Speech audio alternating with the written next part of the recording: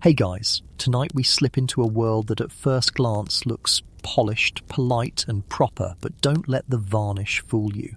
Picture yourself wandering down a narrow cobbled street in Victorian London, the air thick with the smell of coal smoke, horse dung and the faint sweetness of roasted chestnuts from a vendor's cart. Gas lamps flicker along the pavement, their glow painting halos of light that barely reach the shadows beyond. Every window seems shuttered, every curtain pulled tight, as if the homes themselves are hiding secrets they cannot bear to whisper aloud. The neighbours greet one another in clipped tones, hats are tipped, skirts are lifted away from puddles, and yet behind those facades lies a world so dark that you, listening now, probably won't survive it with your innocence intact. So, before you get comfortable, take a moment to like the video and subscribe, but only if you genuinely enjoy what I do here. And while you're at it, drop a quick note in the comments with your location and local time. I love knowing where in the world you're listening, and maybe I'll see clusters of night owls all sharing this strange little corner of history together. Now dim the lights, maybe turn on a fan for that soft background hum, and let's ease into tonight's journey together. As you trudge farther down the street, the houses grow larger, the facades grander, until you stand before rows of townhouses with shining brass knockers and doormen in livery. The rich, you remind yourself, live in their own cage of manners. They host lavish dinners, they quote scripture at length, they keep their daughters in saffron and indigo gowns, bound in corsets so tight they can barely breathe. Yet inside those same houses lurk locked cabinets filled with forbidden books, carefully folded engravings of indecent scenes, and sometimes even private rooms decorated for very different rent entertainments than polite tea. Victorian England was, by its own account, the golden age of morality. Queen Victoria herself projected an image of domestic bliss, devoted wife, doting mother, and stern but virtuous monarch.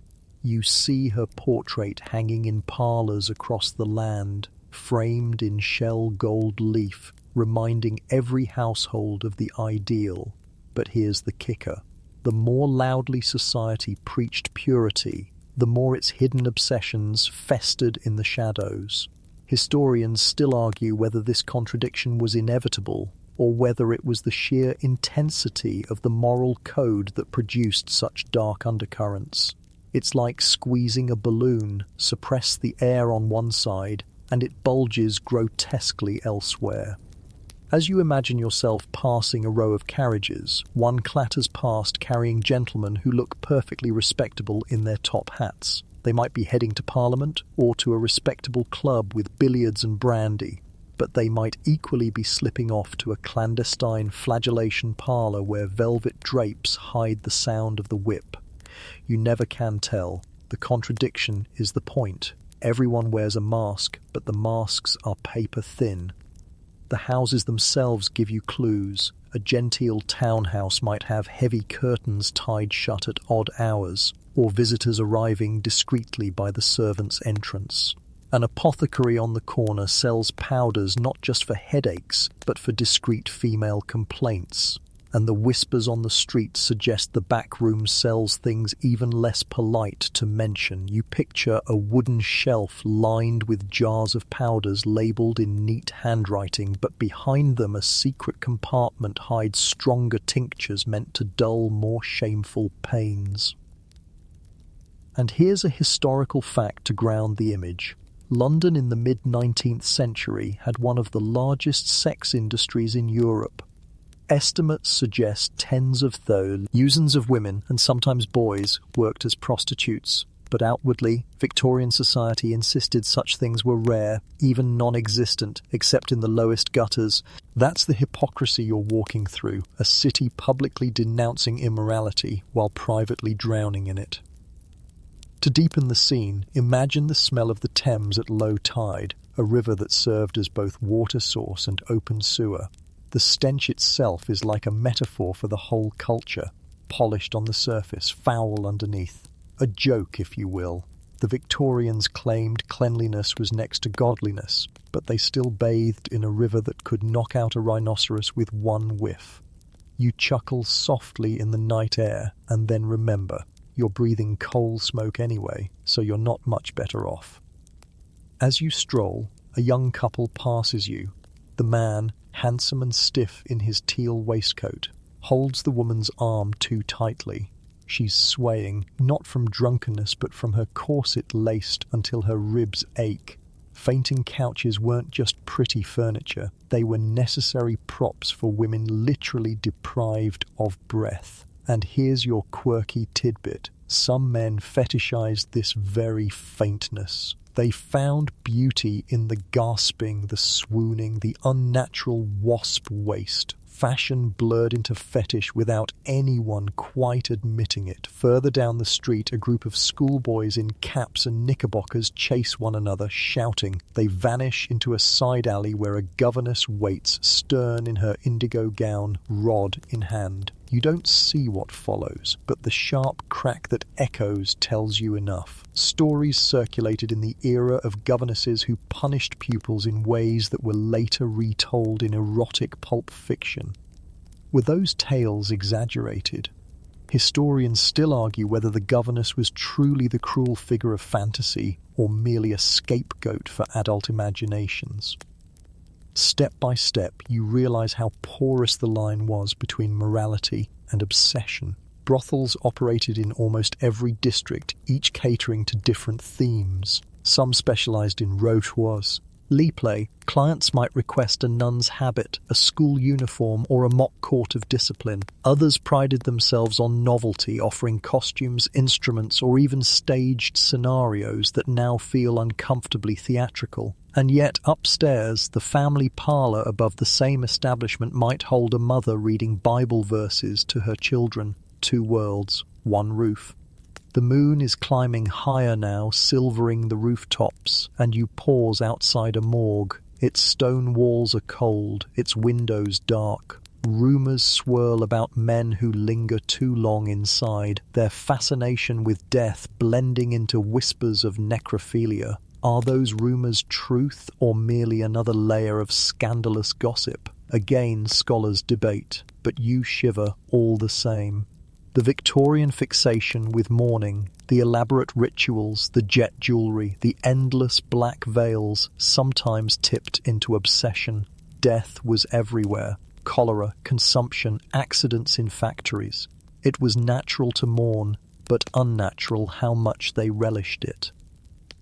And as you picture these scenes, the fainting ladies, the whispering apothecaries, the hidden chambers, you start to realize this isn't just about what Victorians did in secret. It's about how secrecy itself became the fuel for desire. The tighter the curtain, the more delicious the glimpse behind it. One last image before we leave this section. A policeman in russet coat patrolling slowly, lantern swinging. He nods politely at passers-by, but in his pocket he carries a list of houses to watch, names to report, clubs rumoured to host forbidden pleasures. He knows the truth, and he plays along, for a small bribe ensures his silence. Thus the cycle continues. Public virtue, private vice, and endless hypocrisy. You step off the main street and into a narrower alley where the gas lamps cast longer shadows, the flame dancing in the glass as if reluctant to reveal too much. The cobblestones are damp, shining like black mirrors beneath your boots. Somewhere in the distance, a church bell tolls the hour, its solemn echo reminding you that faith and morality hover constantly over the city. And yet, beneath that pious tone, whispers carry through the fog, whispers about a cure so bizarre and cruel that even now it chills you. This was the infamous virgin cure. According to the superstition, a man infected with syphilis or gonorrhea could be healed if he slept with a virgin. It sounds absurd to you, and indeed it was. But in a society where shame smothered open discussion of disease, people clung to myths like drowning men grasping driftwood. Imagine the desperation. Incurable illness gnawed at your body, disfigured your skin, and promised a slow death. Doctors had few remedies worth the name, so men turned to folklore. The idea was simple, terrible, and tragically persuasive. Transfer the disease to an untouched body and leave yourself cleansed. You pause, shivering, as a carriage rattles past. Its curtains are drawn, but you picture what might be inside. A wealthy man, sweating beneath his velvet cloak, on his way to bribe his way into innocence. It wasn't the poor alone who spread this superstition. Even the upper classes believed in it, which makes it all the more horrifying. In the dim light of a private chamber, a young girl, sometimes barely past childhood, might be brought in, her wide eyes filled with fear, her body trembling. A candle sputters on the mantelpiece, the flame bending in the draught as if trying to flee what it sees. A historical fact: syphilis ravaged 19th century Europe. It wasn't new, but the Victorians encountered waves of the disease with fresh terror, while hospitals recorded soaring cases, and some physicians noted how disfigurement carried not only physical agony but also moral stigma. To be visibly marked was to be branded as sinful. You can almost hear the whispers on the street. That man has sores on his face. Don't stand too close. The virgin cure thrived because it promised escape not only from disease but from disgrace. Here's your quirky tidbit. Some Victorians genuinely believed innocence itself was medicinal. Purity wasn't just a virtue. It was a substance, like an herb or a mineral that could be consumed. To sleep with a virgin was to ingest purity. To us, the idea is grotesque, but within their worldview, where morality and medicine blurred, it seemed plausible, and so the superstition flourished. Historians still argue whether the virgin cure was more rumour than reality, whether it was whispered scandal to discredit enemies or a widespread practice. Some point to police reports, diaries, and court transcripts suggesting actual cases. Others argue that newspapers exaggerated for shock value, much as tabloids do now. The debate itself tells you something important. Victorian secrecy ensures we can never know the full truth. The scene shifts in your mind. You picture a small room above a tavern where wooden shutters block out the moonlight. A girl sits on the edge of a narrow bed, her saffron dress crumpled, her hands clenched in her lap. She has been told she is special, chosen, perhaps even honoured. Or maybe no one bothered to lie to her at all. The door creaks, a man enters, and in that instant you see superstition transform into violation. The virgin cure was less about healing and more about power, the belief that innocence could be consumed like bread or wine. The air around you thickens with fog, and for a moment you think you hear the echo of footsteps. London in the 1850s was a place where shadow news always seemed to carry rumours. Brothels whispered of special services, and some claimed to offer virgins precisely for this purpose. Were they truly virgins? Likely not. Brothel keepers were practical, and deception was their stock in trade. But the very advertisement preyed upon desperate men seeking salvation through sin. You reflect on the irony. In their quest to cure disease, they only spread it further. The virgin cure was no cure at all, merely a vehicle for transmission. Imagine the cruel cycle. One infected man sleeps with a girl, infects her, and she, perhaps forced into further encounters, passes it on again. The superstition became a plague multiplier disguised as medicine. The sound of the church bell lingers in your ear, and you think of the sermons that thundered from pulpits. Ministers denounced immorality, warned of hellfire, and praised chastity. And yet the very cult of chastity, the idolization of virginity, helped sustain this horrific practice. Purity wasn't just a virtue to admire, it was fetishized, commodified, and ultimately weaponized. Here's a light joke to ease the heaviness. If Victorian science were a modern commercial, it might sound like side effects may include guilt, shame, lifelong disease and social ruin. Consult your doctor if you can find one sober enough. You smile grimly, but the humour doesn't erase the weight of what's unfolding. Another historical detail slips into focus. Medical examinations of prostitutes under the Contagious Diseases Acts often revealed how prevalent syphilis truly was. The state recognised the danger but targeted only women, rarely men. The virgin cure superstition fits into this same logic. Blame shifted downward onto the vulnerable, never upward toward the powerful. As you walk farther into the alley, the fog grows denser, muffling sound. You feel the silence pressing against your ears. This is how the victims must have felt. Suffocated, unheard, erased. Society barely acknowledged them, except as statistics in reports or as faceless characters in morale. Stick novels. Their suffering was hidden behind euphemism. Fallen women, ruined girls, phrases that veiled the brutality. You imagine again that flickering candle in the shuttered room, the flame guttering as if reluctant to illuminate the crime. The man believes he is saving himself, but in truth he damns another. He leaves with a sense of relief, convinced of healing, while the girl remains behind, forever altered. The cruelty lies not just in the act, but in the false hope.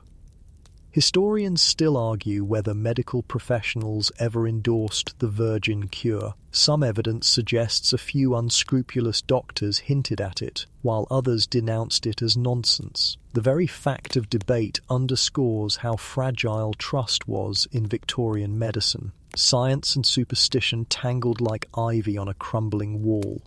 You turn a corner and find yourself back on a broader street. The air is a little clearer here, though the weight of what you've imagined clings to you like damp wool. The virgin cure was not just a superstition, it was a mirror reflecting Victorian hypocrisy, obsessed with purity yet complicit in exploitation. It reminds you that beneath the respectable surface, the darkest desires often wore the mask of necessity. As the gas lamps burn lower, you keep walking, knowing darker tales still wait ahead. The virgin cure was only one shadow among many in this maze of repression and obsession, and the night is just beginning.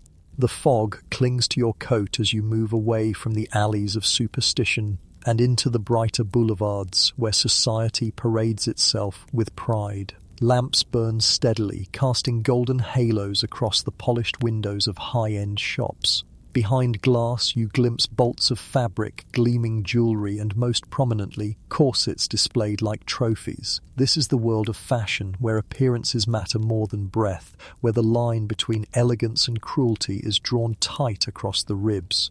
Tonight, you wander into that suffocating embrace. A woman in indigo satin steps carefully along the pavement, her waist so cinched that you wonder how she manages even a few steps. Beside her, a maid carries a wicker basket filled with smelling salts, handkerchiefs, and a small folding fan, emergency tools for the inevitable fainting spell. You realize the corset was never merely clothing, it was armor, prison, and fetish all in one. When tightened beyond reason, the corset forced the body into an hourglass, squeezing organs upward and downward, restricting lungs until even laughter could topple a lady to the ground. Here's your solid historical fact. In the mid-19th century, tight lacing was a documented craze, particularly among fashionable women of the middle and upper classes. Magazines published illustrations of impossibly narrow waists, and advertisements bragged of corsets that could reduce a figure by several inches. Medical journals of the time debated whether the practice caused hysteria, digestive disorders, or fainting fits. Yet women persisted, driven by social pressure and by the thrill of admiration. A gentleman pauses at the corner, gazing with thinly veiled interest at a passing lady whose waist looks scarcely larger than his cane. He tips his top hat in exaggerated courtesy, but his eyes linger too long. You can almost hear his thoughts. Beauty, sharpened by restriction, attraction made irresistible by fragility. Quirky tidbit, there were men who collected snippets of ribbon or lace from corsets as keepsakes, treasuring them as one might a lock of hair. These souvenirs weren't innocent tokens, they were fetish objects, proof of intimacy with a body bound by fashion. The parlor of a wealthy household gives you another glimpse. Inside, several women gather around a dressing screen. One, clad in a saffron shift, raises her arms while her maid tugs mercilessly at the laces. The woman's face reddens, she gasps, and eventually she swoons onto a nearby chaise. The others giggle nervously, dab her forehead with lavender water, and assure her she looks stunning. The moment teeters between comedy and cruelty. In the candlelight, her silhouette becomes exaggerated, a caricature of femininity, and you can sense why some onlookers found it irresistibly erotic. Historians still argue whether women embraced tight lacing willingly or whether it was a burden forced by social expectation. Some argue that women themselves relished the sensation, even describing it as intoxicating, a private pleasure in the constriction. Others see it as pure coercion, the external world dictating women's suffering. Perhaps, as always, the truth lies somewhere tangled in between. You step back into the night air and see a carriage halt abruptly. A young woman is helped out, her steps faltering, her breaths shallow. She collapses into her companion's arms before she can even reach the door of the theatre. Onlookers rush forward, not to help, but to stare. There is a strange electricity in the crowd, as if fainting has become performance, an unscheduled act of theatre. You wonder whether the collapse excites them more than the play inside would have. Here's a playful, modern aside. If you think your skinny jeans are tight, imagine your intestines shoved into your ribcage every day just to look fashionable. Suddenly, elastic waistbands feel like a gift from the gods. You chuckle quietly to yourself, then glance again at the fainted woman, realizing how far people go in the pursuit of beauty. In a quieter street, you overhear men in conversation outside a gentleman's club. Their voices drop when they mention a private gathering where women allow their corsets to be laced tighter and tighter before an audience of admirers. The event sounds less like fashion and more like ritual, a spectacle of restriction. Some men even place bets on how small a waist might be achieved. The whispers carry into the fog, mixing awe with lust. Inside one townhouse, a husband stands behind his wife, pulling the laces himself. His hands linger not with cruelty but with reverence, almost as though the corset were a sacred instrument. He marvels at the transformation of her body beneath his fingers. At the theatrical performance of fragility, the act is intimate, sensual, and revealing. Fashion here isn't just social, it's private theatre, a shared script of domination and display. Quirky detail again. Corset manufacturers occasionally marketed health corsets, claiming their designs supported posture and prevented slouching. Ironically, those very designs often caused more harm than the fashion corsets they replaced. But marketing has always been about telling people what they want to hear, hasn't it? You can't help smirking. Victorian advertising was as shameless as modern fitness influencers.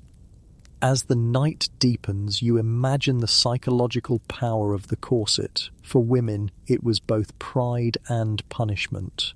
For men, it was fascination and control, and within that tension, fetish grew. Diaries from the era, those that escaped the censor's fire, hint at men confessing their secret excitement when a woman gasped for air, when her hand trembled at her throat, when her faint suggested both weakness and allure. The fainting couch itself became a cultural IC, on half medical device, half erotic stage. Historians still debate whether fainting was as common as novels and anecdotes suggest. Was it dramatized, exaggerated for effect? Were women fainting in truth or performing faintness because society expected delicacy? The answer remains unclear, but the myth itself shaped behavior. Whether swoons were genuine or staged, they reinforced the image of women as fragile, ornamental, and desirable precisely because of their weakness.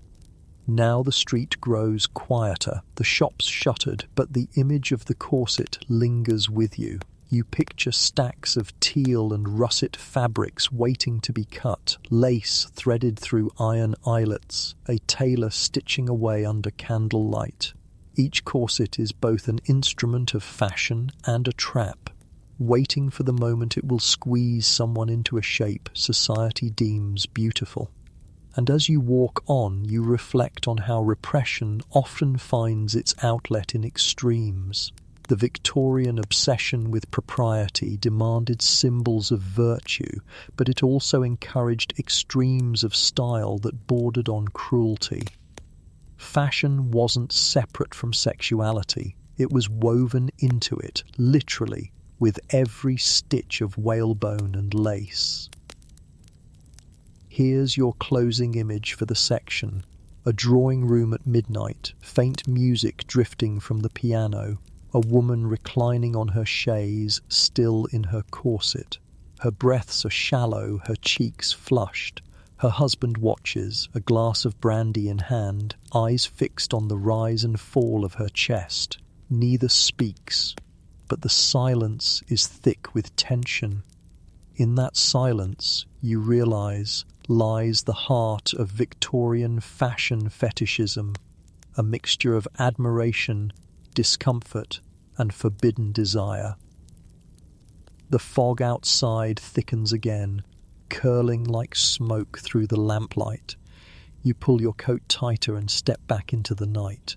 The corsets are behind you, but the sense of suffocation lingers, clinging as tightly as the garments themselves. And you know with an uneasy certainty that the next shadow you walk into will be darker still. You move forward through the mist, your boots striking the damp cobblestones in a rhythm that feels almost ceremonial. The echoes lead you toward a part of town where velvet curtains hang thick over tall windows, and the faintest strains of laughter and gasps drift into the street. The lamps here burn lower, as if conspiring with the secrets inside. This is not the world of fashionable fainting, nor the superstition of the virgin cure. This is the realm of whips, rods, and private indulgences, the hidden domain of flagellation. Step closer, and you hear it, the swish of leather cutting the air, followed by a muffled cry. Not a cry of agony, but something stranger, more layered. You pause, your imagination piecing together what lies beyond those drapes. Behind closed doors, men and women gather not for prayer or polite conversation, but for ritual discipline disguised as pleasure. In Victorian London, flagellation was less a rare oddity than a thriving underground pastime, practiced in hidden clubs, discreet parlours, and even in the back rooms of certain brothels. Here's a firm historical fact. By the mid-19th century, underground publications devoted to flagellation circulated widely. Titles like Exhibition of Female Flagellants and Birch and Bouquet were produced cheaply and smuggled through bookshops or sold quietly by street vendors. These weren't dusty manuscripts hidden in locked drawers. They were commodities, mass-produced for an eager audience. The popularity of such works proves the demand was not small or confined to a few eccentrics. Entire networks of printers, sellers, and buyers existed just to feed this appetite. Inside a velvet-draped chamber, imagine a governess-like figure dressed in russet satin, her posture stiff, her hand gripping a rod. A man kneels before her, not in rebellion but in surrender. The scene blurs punishment with performance, Shah, me with satisfaction. The props are simple: wooden stools, braided whips, iron fire tongs set aside from the hearth. Yet the ritual turns these everyday objects into instruments of desire. You find yourself marveling at how ordinary items were repurposed into the extraordinary theatre of discipline. Here's a quirky tidbit. Some flagellation clubs even maintained membership rolls coded with pseudonyms where men of influence and respectability signed in to enjoy their hidden vice. Lawyers, clergymen, even politicians reportedly frequented such gatherings. One pamphlet described a club where members wore masks to preserve anonymity, but half the fun lay in guessing which familiar figure hid behind the disguise. Imagine the thrill. Is that the same man who delivers fiery sermons on Sunday morning, now waiting patiently for the sting of the lash? Historians still argue whether flagellation was primarily male on female, female on male, or some mixture. The surviving literature often depicts stern women punishing submissive men, which raises questions. Was this a reflection of genuine practice, or simply a fantasy that catered to buyers? The evidence is murky, deliberately so, because participants were careful not to leave incriminating traces. And so, scholars debate whether the fetish was exaggerated by pulp fiction or faithfully mirrored in private rooms. You step nearer, catching a glimpse through a gap in the curtains. A flickering candle reveals a small audience seated in a semicircle. Their faces are flushed, their hands clasped, their breaths shallow. At the center, a performance unfolds. One figure bends forward while another raises a whip with theatrical flourish. The lash descends, the cry follows, and the watchers lean closer as though the spectacle itself were nourishment. The scene feels both staged and sincere, both entertainment and intimacy. Outside, the night air seems to press harder against your lungs. You think of the irony. A society that punished public displays of affection tolerated in secret gatherings where punishment itself became affection. Respectable men and women condemned immorality by day, then paid to indulge in it by night. The contradiction gnaws at you, but it also explains why flagellation thrived. It wasn't an aberration, it was an outlet for repression. You recall another fact. Illustrations of flagellation scenes circulated disguised as moral warnings. Publishers would claim their books were educational, designed to caution the youth about temptation. In reality, these works lingered lovingly over every detail, turning supposed warnings into invitations. Imagine a pamphlet showing a governess spanking a pupil to correct her, yet the description lingers on flushed cheeks, trembling limbs, and garments slipping askew. It's less sermon than seduction. To lighten the tension, a small joke slips into your mind. Victorians were so obsessed with discipline that even their fantasies involved homework. You grin at the thought, though the humour does little to erase the vividness of what you've seen. The sound of carriage wheels interrupts your thoughts. Another gentleman arrives, his cloak pulled tightly, his hat brim lowered. He slips into the house quickly, as though the shadows themselves might judge him.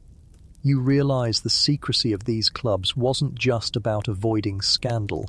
Secrecy itself heightened the thrill. Forbidden pleasure tastes sweeter, especially when wrapped in velvet and silence. Inside, a new scene begins. This time, a woman is the one receiving the lashes. Her gown has been loosened at the back, and each stroke leaves a faint mark across pale skin. She doesn't resist. Instead, she leans forward willingly as though surrender brings its own satisfaction. The odds, lookers murmur, their eyes gleaming. Again you wonder, how much of this is fantasy, and how much is lived truth? Historians still cannot say.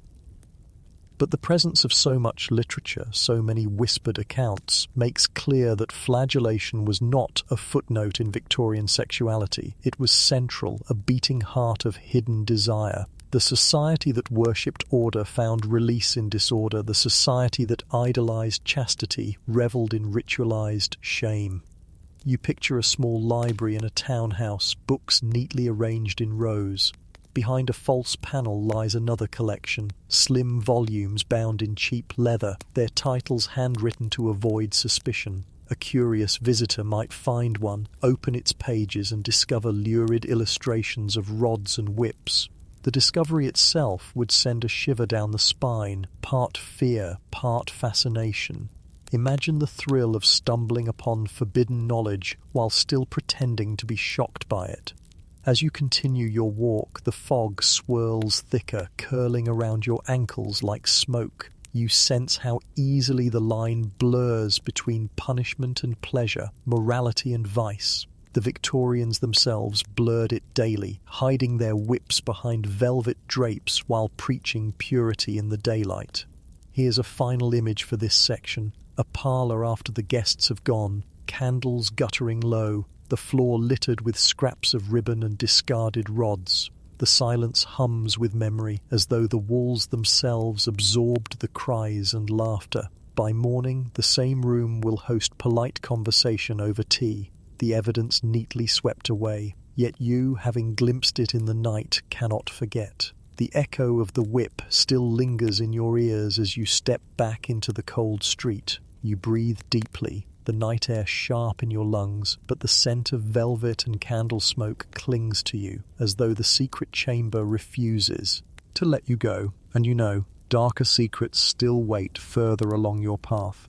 The fog thins slightly as you drift into another quarter of the city, where flickering lanterns dangle above crooked doorways and laughter spills from behind half-open shutters. This is the red light labyrinth, where brothels flourish under the cloak of night. The street smells of roasted chestnuts from a nearby vendor, but also of cheap gin and unwashed stone. You pause, noticing how the buildings here lean toward one another like gossiping neighbours, their windows glowing with a faint golden haze. If the corset parlour was a theatre of fashion and the velvet chamber a stage for whips, then these brothels are carnivals of fantasy, each promising to fulfill desires spoken nowhere else. A door creaks open, and you glimpse a hallway lined with painted signs. The innocent schoolroom, the convent retreat, the exotic pavilion. The themes are clear, even laughably obvious, but they sold well in an age when role-play was half the thrill. Step closer, and you see women in saffron and indigo costumes beckoning with exaggerated gestures. One dresses as a nun, rosary beads draped dramatically across her bodice. Another wears a mock schoolgirl outfit, ribbons tied in her hair despite her obvious maturity. The charade is deliberate, a pantomime of taboo. Here's your historical fact. By the 1850s, London alone was estimated to have between 50,000 and 80,000 prostitutes, depending on who was counting. These figures came from police records, parliamentary inquiries, and moral reform groups. And though numbers varied wildly, the sheer scale was undeniable.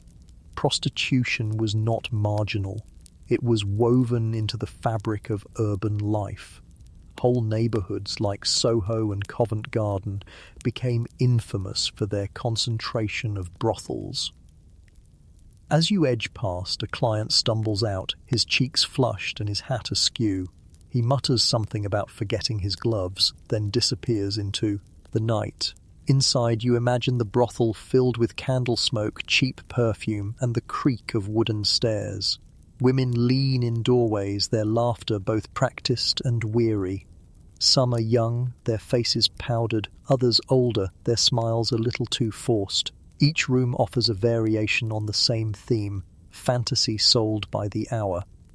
Here's a quirky tidbit. Certain brothels advertised highly theatrical services, such as mock trials where the judge sentenced a client to receive punishment from guards, or staged religious rituals twisted into parody.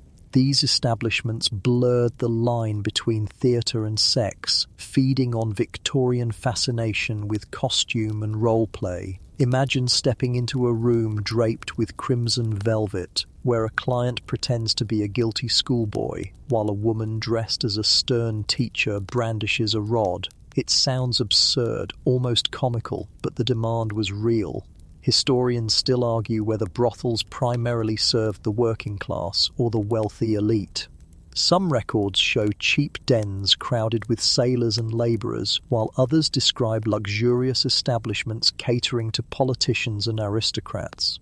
Perhaps the truth is that both worlds existed side by side. The same city could host a dingy attic with straw mattresses and, only a few streets away, a grand townhouse outfitted with chandeliers and gilded mirrors. A carriage rattles up and halts outside one of the larger houses. A gentleman steps down, cloak drawn tight, his face hidden by a scarf. He knocks 3 times, is admitted, and vanishes behind the heavy door. Inside, a parlour bursts with music from a piano, women circling him like moths to a flame. They laugh at his jokes, flatter his wit, and gently guide him toward the stairs. The scene is practiced, choreographed, almost ritualistic. The man knows it, they know it, but the illusion is what matters. Outside, a group of moral reformers hand out leaflets decrying the plague of vice, their pamphlets warn of ruin, disease, and damnation. Yet their very presence here on this street acknowledges how impossible it was to ignore the trade. You smirk at the irony. The reformers inadvertently advertise the very places they condemn, and as one passerby jokes to his friend, "If the pamphlets weren't so detailed, I'd never know which door to knock on." Humour is sharp in the night air, though tinged with bitterness.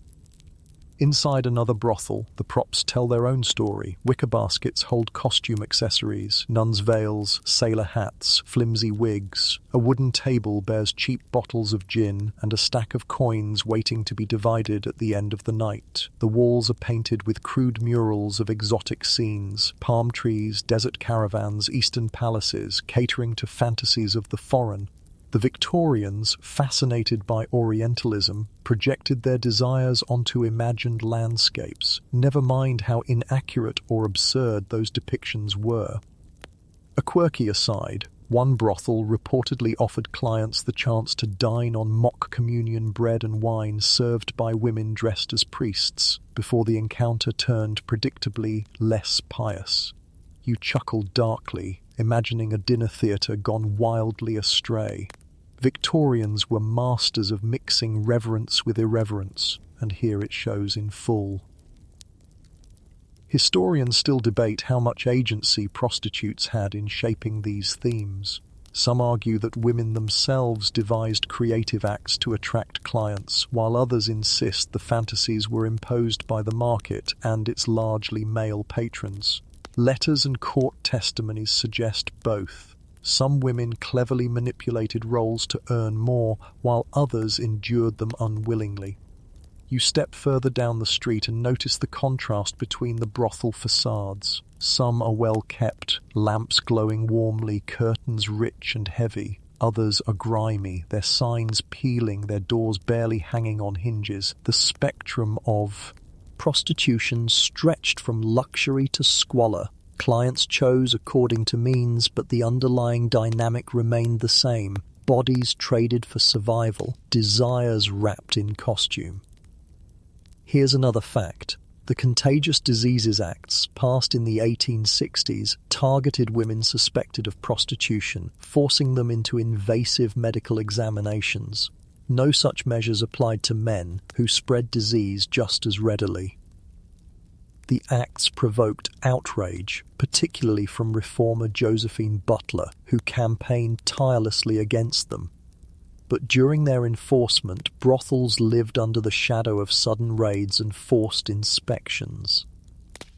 In one imagined room, you see a woman lighting a candle while her client fumbles with coins. She hides her weariness behind a smile, but her eyes reveal exhaustion. The wallpaper peels slightly, the bed creaks, and the scent of cheap gin lingers. She goes through the motions because survival leaves no other choice. Outside, the city preaches virtue, but here, necessity dictates the script. The atmosphere presses heavily upon you. For all the costumes and play, the undercurrent is grim. The brothels were places of fantasy, yes, but also of exploitation. Some women were there by choice, many by desperation, some by coercion. The virgin cure superstition even intruded here, with clients sometimes requesting innocent partners in the hope of salvation. And so, exploitation layered upon exploitation, making the carnival of role-play a theatre of tragedy as well. Historians still argue how common child prostitution truly was. Some sensational accounts claimed vast numbers, while skeptics argue those figures were inflated by reformers to stir outrage. What's certain is that it existed, even if numbers are unclear, and that fact alone casts a long shadow. Here's your light joke for relief. With all the costumes on offer, Victorian brothels were basically running early cosplay conventions, though these conventions had much less wholesome panels. You grin at the absurdity, then sober quickly as you picture the reality. Finally, you step away from the brothel street, the laughter fading behind you. The fog rolls in again, muting the lanterns, and you carry with you the mingled scents of perfume and smoke. The world you've seen is one of spectacle, deception, and survival. By day, these houses pose as respectable residences. By night, they transform into carnivals of desire. As you return to the broader road, you realize the night is far from over. The brothels were only one station on this journey, and the darker streets of Victorian London still stretch ahead, each corner hiding a new contradiction, each shadow holding another whisper of forbidden practice. You steady your breath, preparing yourself, for the story only deepens. The laughter from the brothel quarter fades into silence as you press deeper into the city. The fog wraps tighter around you, muffling the clatter of hooves and the occasional shout from distant taverns. Here the streets feel emptier, lonelier, and more dangerous. The lamps flicker fitfully, and you can almost taste the soot-heavy air in your throat. Tonight the scent of decay rides on the wind, not the perfume of fantasies, but the acrid stench of disease. You realize you've arrived at the part of the story where pleasure gives way to fear, where indulgence collides with consequence. This is the world of disease, panic, and denial. The Victorian age was a golden era of medical discovery. Think anesthesia, antiseptics, and vaccines. Yet it was also an age when sexually transmitted infections ran rampant through cities swollen with people. Syphilis in particular terrified the population. Its early stages looked harmless enough, but over years it rotted the body, devoured the nervous system, and left patients blind, paralyzed, or insane. Imagine the horror. One moment you're strolling the park in a teal waistcoat, and years later you're raving incoherently in a padded cell, your mind shredded by untreated disease. Here's your historical fact. In some estimates, up to 10% of London's population carried syphilis in the mid-1800s. Hospitals overflowed with patients, yet polite society rarely acknowledged the epidemic openly. Instead, it was cloaked in euphemisms, the pox, the French disease, or simply a constitutional weakness. Everyone knew what these phrases meant, but the words themselves kept the shame at arm's length. You picture a doctor's surgery in a dimly lit townhouse. Shelves sag with glass jars of powders and tonics, labels scrawled in Latin to impress patients more than to inform them. A man in russet robes leans forward with solemn authority, promising relief. The treatment? Mercury. Patients were told to rub mercury ointment into their skin, swallow mercury pills, or sit in mercury vapours. The metal, toxic as it is, caused drooling, hair loss, and tremors. Still, Victorians clung to it, repeating the old phrase, "A night with Venus, a lifetime with Mercury." A quirky tidbit, some physicians prescribed absurd remedies like arsenic wafers, electroshock devices, or herbal potions sold in pretty saffron tins. One widely advertised product was Dr. Culverwell's celebrated syrup, which claimed to cure venereal disease and restore manly vigour. Spoiler, it didn't. yet desperate patients lined up, coins clinking, clutching the promise of healing. The Victorian patent medicine trade thrived because shame kept sufferers from seeking legitimate doctors, pushing them toward quacks instead. Historians still argue whether denial made the epidemic worse. Some claim that refusing to confront the scale of infection allowed it to spread unchecked. Others suggest denial was inevitable in a culture where reputation meant everything. Admitting to infection was social suicide, especially for women, who could be beaten, branded ruined for life. Silence was safer than confession, even if silence killed. Step into a hospital ward in your imagination. Rows of narrow beds stretch across a long hall, each occupied by a patient in varying stages of illness. Some groan, others sit motionless, eyes blank. The air reeks of antiseptic, sweat, and despair. Nurses bustle about in indigo uniforms, their expressions a mixture of pity and resignation. In the corner, a young woman hides her face, ashamed even here, though the ward is filled with others just like her. The shame was heavier than the fever. You leave the ward behind, stepping back into the night. The fog swirls, carrying with it faint echoes of street vendors hawking cures. One cries out, "Elixir of youth, guaranteed to restore your strength." Another rattles bottles in a wooden crate, promising relief for secret diseases. The irony makes you chuckle. Snake oil salesmen were basically the original late-night infomercials, but the laughter dies quickly when you remember people bought these bottles not for amusement, but because they were terrified. Picture a middle-class man at home, staring at his reflection by candlelight. A sore festers on his lip, and he knows what it means. He dabs at it with a rag, prays it will vanish, and tells his wife it's nothing. He keeps silent because confession might destroy his marriage, his career, his standing. The denial festers as surely as the disease. Here's another fact. Syphilis was not only a private torment, but also a public fear. Reformers argued that prostitutes were plague carriers, blaming them almost exclusively for the spread. The government responded with the Contagious Diseases Acts, which allowed police to arrest women suspected of prostitution and force them into medical exams. These laws, enforced in garrison towns and ports, humiliated countless women, but men who carried the infection just as of 10 faced no such scrutiny. The hypocrisy is glaring.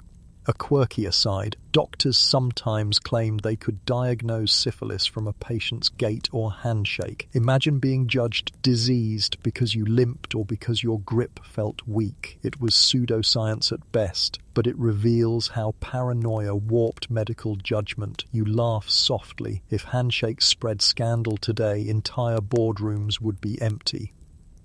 Historians still argue whether these laws genuinely reduced infection rates or merely punished the powerless. Some records show modest declines in reported cases. Others argue the data was manipulated to justify the policies. What's clear is that the acts became deeply controversial, sparking protests and campaigns that eventually led to their repeal. Yet the damage was done. Thousands of women endured invasive procedures, stripped of dignity in the name of public health. Back in the streets, you imagine the whispers among men leaving brothels. "Don't worry, she looked clean." The phrase sounds absurd, yet it was common logic. Without reliable testing, clients convinced themselves they could judge safety by appearance. Of course, disease ignored appearances. It spread silently, invisibly, until it erupted years later in horrifying ways. You pause beneath a flickering lamp, the flames sputtering as if choked by the fog.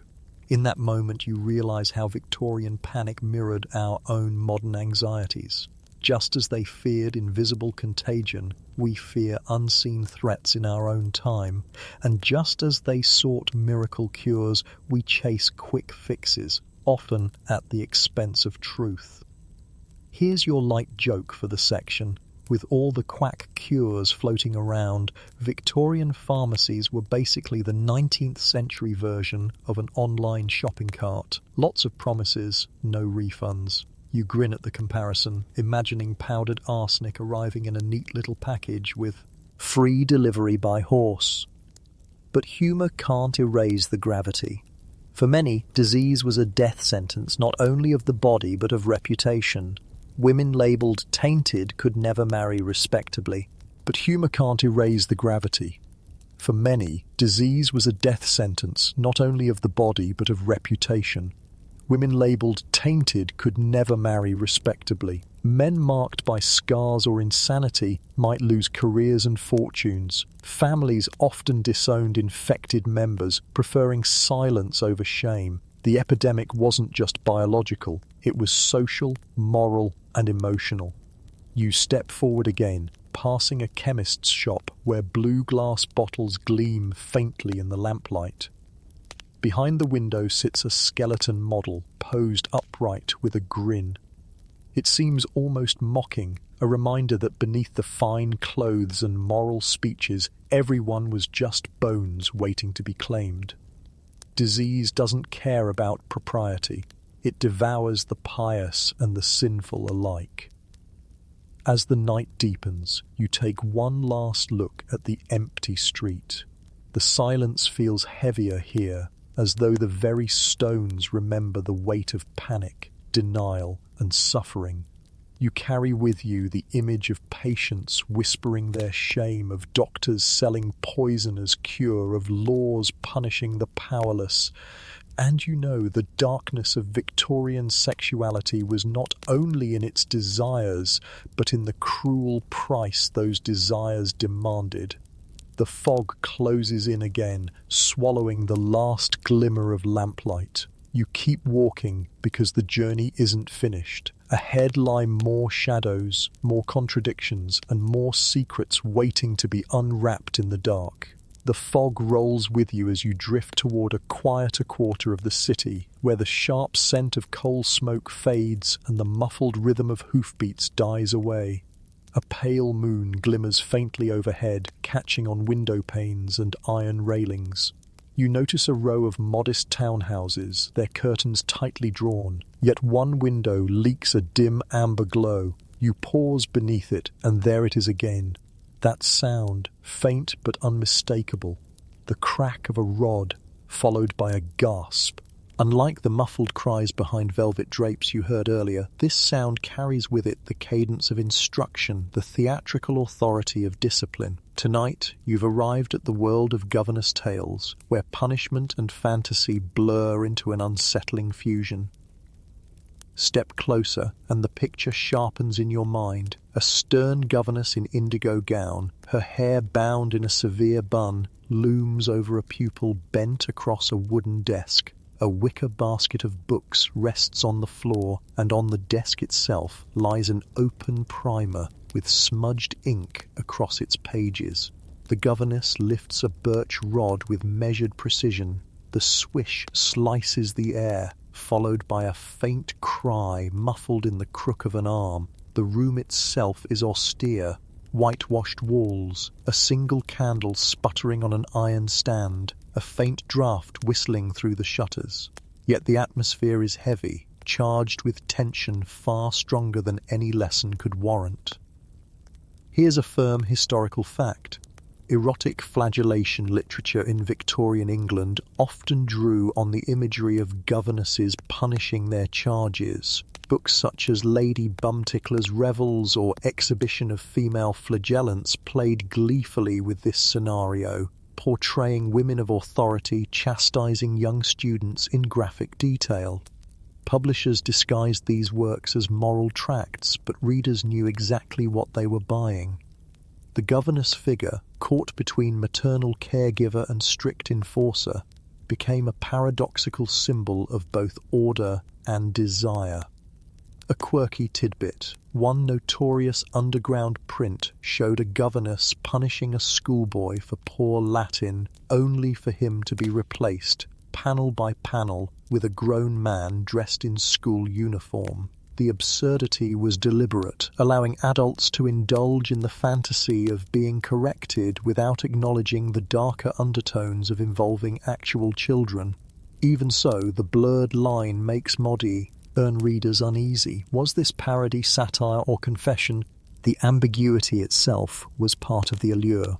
Historians still argue whether these governess fantasies reflected real practices in middle and upper-class households or whether they were purely products of literary imagination. Diaries suggest that corporal punishment was common in Victorian education, both at home and in schools. Children were caned, birched, or spanked for disobedience as a matter of course. But whether adults eroticized these punishments in daily life, or whether it was fiction alone that transformed discipline into fetish, remains unresolved. Some scholars argue that fantasy always stretches reality. Others insist the persistence of the motif suggests lived experience. Picture yourself slipping into such a household. The master and mistress are absent for the evening, attending the theatre, leaving the governess in charge. She presides over the nursery, her authority absolute. The children whisper nervously as she scolds them for untidy handwriting or late lessons. The punishment is swift, a wooden ruler smacked across a palm, a birch rod against the calf. Yet beneath the scolding tone lingers something else, something unspoken. To a child, it is fear and shame. To an adult peering through the veil of fantasy, it is power and ritual. The cultural obsession with governess tales was not limited to underground prints. Mainstream novels occasionally hinted at the severity of governesses, painting them as both feared and fascinating figures. Charlotte Bronte's Jane Eyre, though hardly pornographic, carries an undercurrent of tension in its depiction of authority, discipline, and desire. Victorian readers, trained to decode suggestion, often saw more in these works than the author may have intended. Here's your light joke for this section. In a way, the governess was the original strict personal trainer. Instead of correcting your squat form, she corrected your Latin conjugations with a rod. At least a gym instructor won't whack you if you miss leg day. Now imagine a clandestine reading circle of young men in a smoky tavern. They pass around a dog-eared pamphlet, each page filled with woodcut illustrations of governesses meting out punishment. They laugh nervously, cast glances over their shoulders, and whisper about their own stern teachers. The pamphlet travels hand to hand, leaving ink smudges and a faint smell of cheap gin. What binds them together isn't just the imagery, but the thrill of secrecy, the sense of sharing in something forbidden. Step outside and you find a bookseller's stall tucked into a narrow alley. Most of his wares are respectable, sermons, travelogues, moral guides, but hidden beneath the counter, wrapped in brown paper, lie the governess tales. A knowing glance, a discreet coin, and suddenly the package is yours. The bookseller feigns ignorance, but the sparkle in his eye betrays him. Everyone knows the trade exists, yet everyone pretends otherwise. That, in a nutshell, was the Victorian way. Historians still debate how much women participated in the consumption of these tales. Some evidence suggests that women too read and perhaps even wrote such works, using pseudonyms to mask their identities. After all, the governess herself was often a woman, a liminal figure between servant and family, educated but marginalized, powerful within her narrow sphere, yet powerless outside it. The irony is sharp. The very women tasked with preserving morality became symbols of forbidden fantasy. The air around you thickens with the weight of contradictions. The governess embodies authority and submission simultaneously. She enforces rules but becomes an object of desire precisely because of that enforcement. She punishes misbehavior yet inspires it. The fantasy is cyclical, feeding on itself like a S-noir, ache devouring its tail. You imagine again the austere schoolroom, the ink-stained desk, the rod leaning against the wall, the faint glow of a candle painting long shadows across the plaster. The child weeps, the governess scolds, the lesson continues. Yet the adult imagination rewrites the scene endlessly, replacing innocence with obsession, transforming education into ritual. Another quirky tidbit.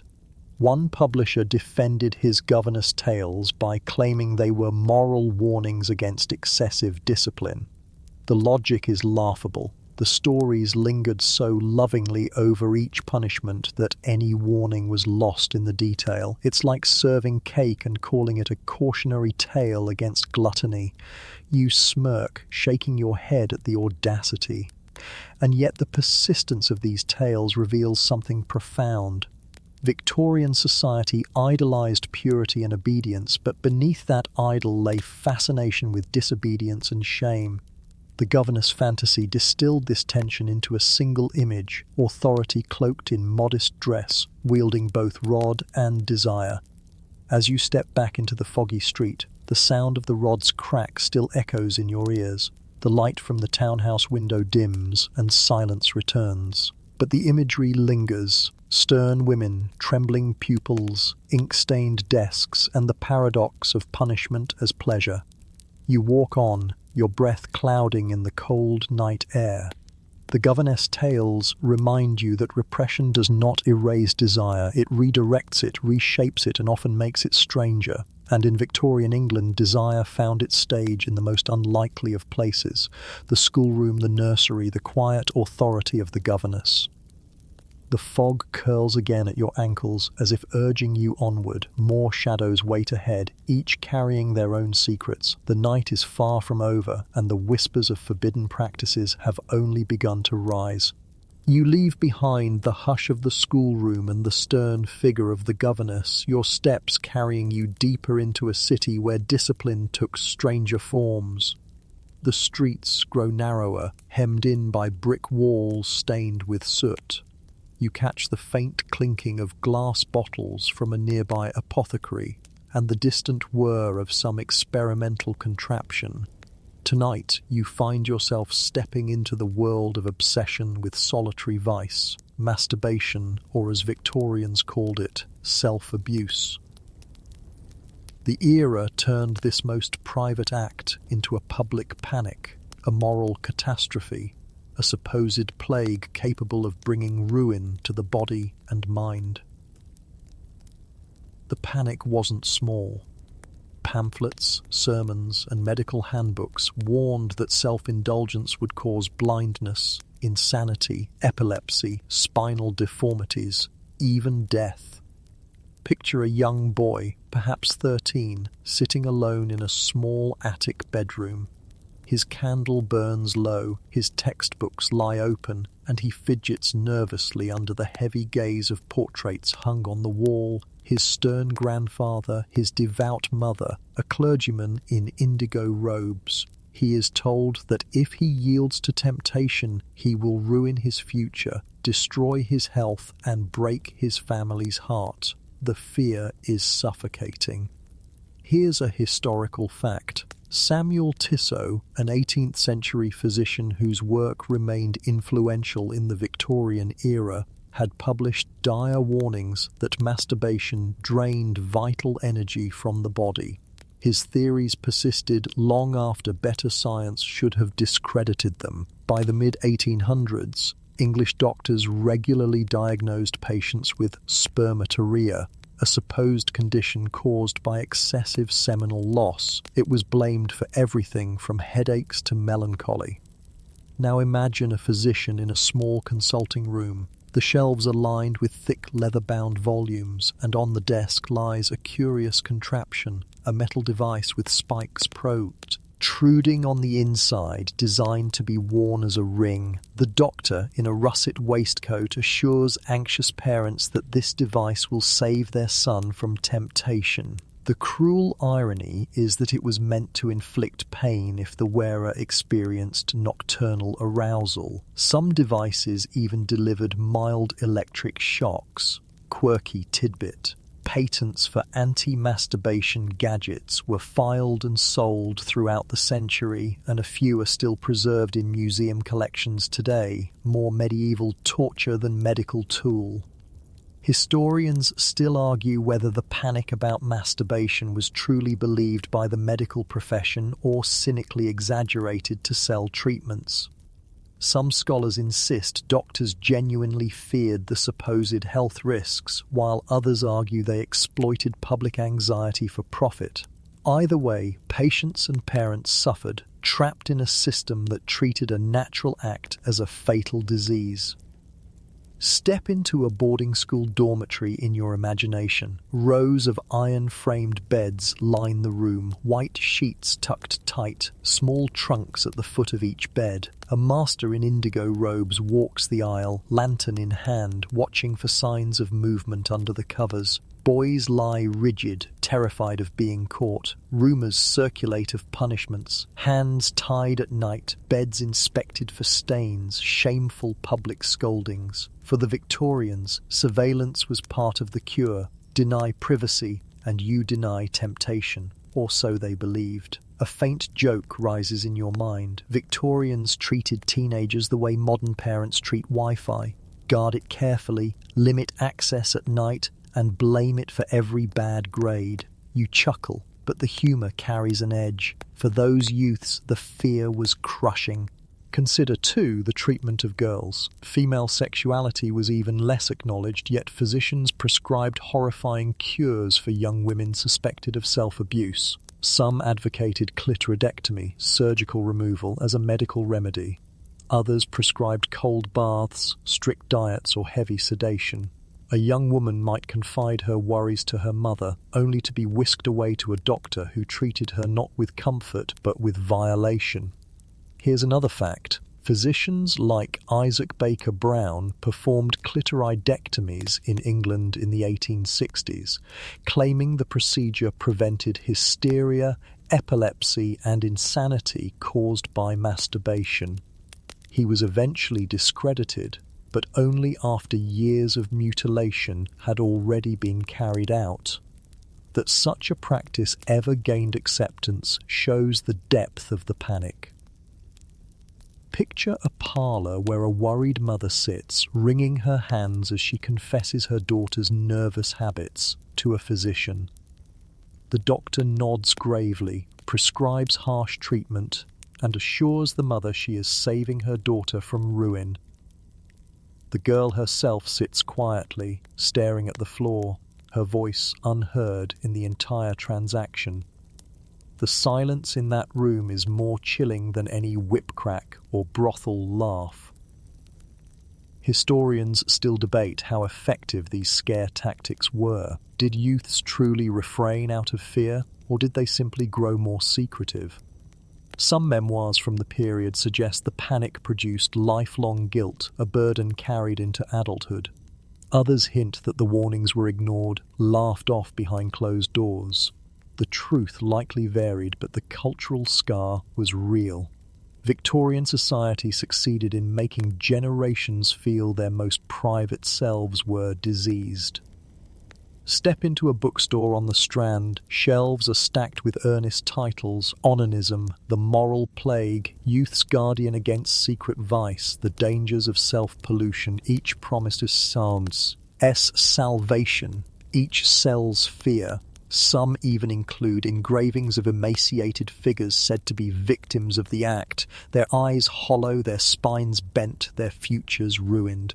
Buyers carried these books home in brown paper wrappers, ashamed yet compelled to read every dire warning. A quirky tidbit. One guide advised parents to sew mittens onto their children's nightclothes and tie their hands together to prevent temptation. Imagine the absurdity. Children tucked into bed as if preparing for winter battle, not rest. And yet the advice was printed seriously, received earnestly, and practiced sincerely. The broader irony is unavoidable. At the very same time Victorians denounced masturbation as lethal, they consumed pornography with gusto, visited brothels in droves, and circulated erotic literature under the counter. The double standard was breathtaking. Public terror, private indulgence. That contradiction, once again, was the signature of the age. Here's your light joke for this section. The Victorians would have hated smartphones. Tiny, glowing rectangles filled with temptation, carried straight into bed. Entire industries of anti-smartphone mittens would be booming. You grin, imagining patent diagrams of pocket-blocking gloves. But the laughter fades when you return to the young boy in his attic room staring at the candle as it burns low. He believes every word he's been told, that one lapse will ruin him forever. The shame weighs heavier than any rod, heavier than any corset, heavier even than disease. Shame itself becomes the punishment. You leave the imagined boy behind and step back into the foggy street. Somewhere a church bell tolls midnight. The air tastes metallic, carrying with it the echoes of fear, the whispers of sermons, the rattle of medical devices locked in cupboards. You realise that in Victorian England even solitude wasn't safe. The mind it sells. Life was policed, turned into a battleground between desire and dread. The street ahead glows faintly with lamplight, promising new secrets to uncover. But as you walk on, you carry the sound of chains, the smell of cold iron devices, the silence of bedrooms where fear suffocated innocence. The panic over masturbation reveals more than superstition. It shows how thoroughly repression infiltrated daily life. And it reminds you that the darkest prisons are not built of stone, but of guilt. The fog lifts just a little as you step into a livelier quarter. The silence of the schoolroom and the panic of the physician's chamber give way to the bustle of city life, where hidden desires peek out more brazenly. This part of London smells of ink and coal smoke, of damp paper and leather bindings. You realise you've arrived in the world of underground printing, the flourishing trade of pornography. It is everywhere and nowhere at once, tucked inside respectable booksellers' stalls, hidden in gentlemen's clubs, passed from hand to hand in brown paper wrappers. A lamplit shop catches your eye. Outside, rows of religious pamphlets and travel guides are displayed respectably, but inside the counter hides a different selection. The shopkeeper in russet coat and spectacles glances up at you warily. If you ask for French novels or philosophical works, he might reach under the counter and slide a slim volume wrapped in plain paper. The euphemisms are deliberate. To request pornography outright is dangerous, but coded phrases unlock secret drawers. Here's your historical fact. By the 1850s and 1860s, clandestine erotic publishing had grown so widespread that the government passed the Obscene Publications Act of 1857, which gave police the power to seize and destroy obscene books and prints. Yet enforcement was patchy. For every raid that destroyed a printer's stock, another publisher sprang up elsewhere. London's underground trade in pornography rivaled that of Paris, and despite official outrage, it thrived. Picture the materials themselves. Slim pamphlets bound in cheap saffron covers, filled with woodcuts that left little to the imagination. Engravings showed flagellation, brothel scenes, nuns in compromising positions. Sometimes the illustrations were crude, laughably disproportionate. Other times they were surprisingly detailed, with care lavished on lace, stockings, or the curve of a chair. The artistry mattered less than the thrill. For buyers, even a clumsy sketch was a doorway into fantasy. A quirky tidbit, one of the most infamous works of the period, The Pearl, styled itself as a literary magazine. It combined erotic stories, bawdy poems, and satirical essays, all printed monthly between 1879 and 1880. Subscribers received it discreetly by post, the envelope plain, the contents anything but. The magazine featured everything from spanking stories to bawdy parodies of classical myths. It was short-lived, shut down by authorities after only a year, but it proved how strong the demand was. Historians still argue whether pornography circulated mainly among men or whether women too were consumers. Some letters suggest women shared these pamphlets, laughing over them as curiosities or using them as private stimulus. Others insist the market catered almost entirely to male buyers. The truth, as always, is murky, but the sheer scale of production suggests the audience was larger and more diverse than moralists admitted. Step into a gentleman's club now, where smoke curls from cigars and glasses of brandy gleam in candlelight. A group of men huddle in a corner, laughing over a risque cartoon slipped from a folded newspaper. The sketch shows a lady of society bending over her fainting couch while a footman peers too eagerly. The men chuckle, slap one another on the back, and tuck the cartoon away as the waiter approaches. Respectability is performed in the open, desire indulged in private corners. You pause, remembering the hypocrisy of it all. The same men might speak tomorrow in Parliament about the need for public virtue. They might denounce the moral decay of the poor or the supposed looseness of prostitutes. Yet tonight they giggle like schoolboys over an obscene drawing. The duplicity is so sharp it nearly makes you laugh. Here's your light joke for the section. If Victorians had the internet, the Obscene Publications Act would have been one very overworked browser history deletion tool. You grin, imagining moral reformers frantically shutting down Victorian search engines, which in truth were just bookstalls in back alleys.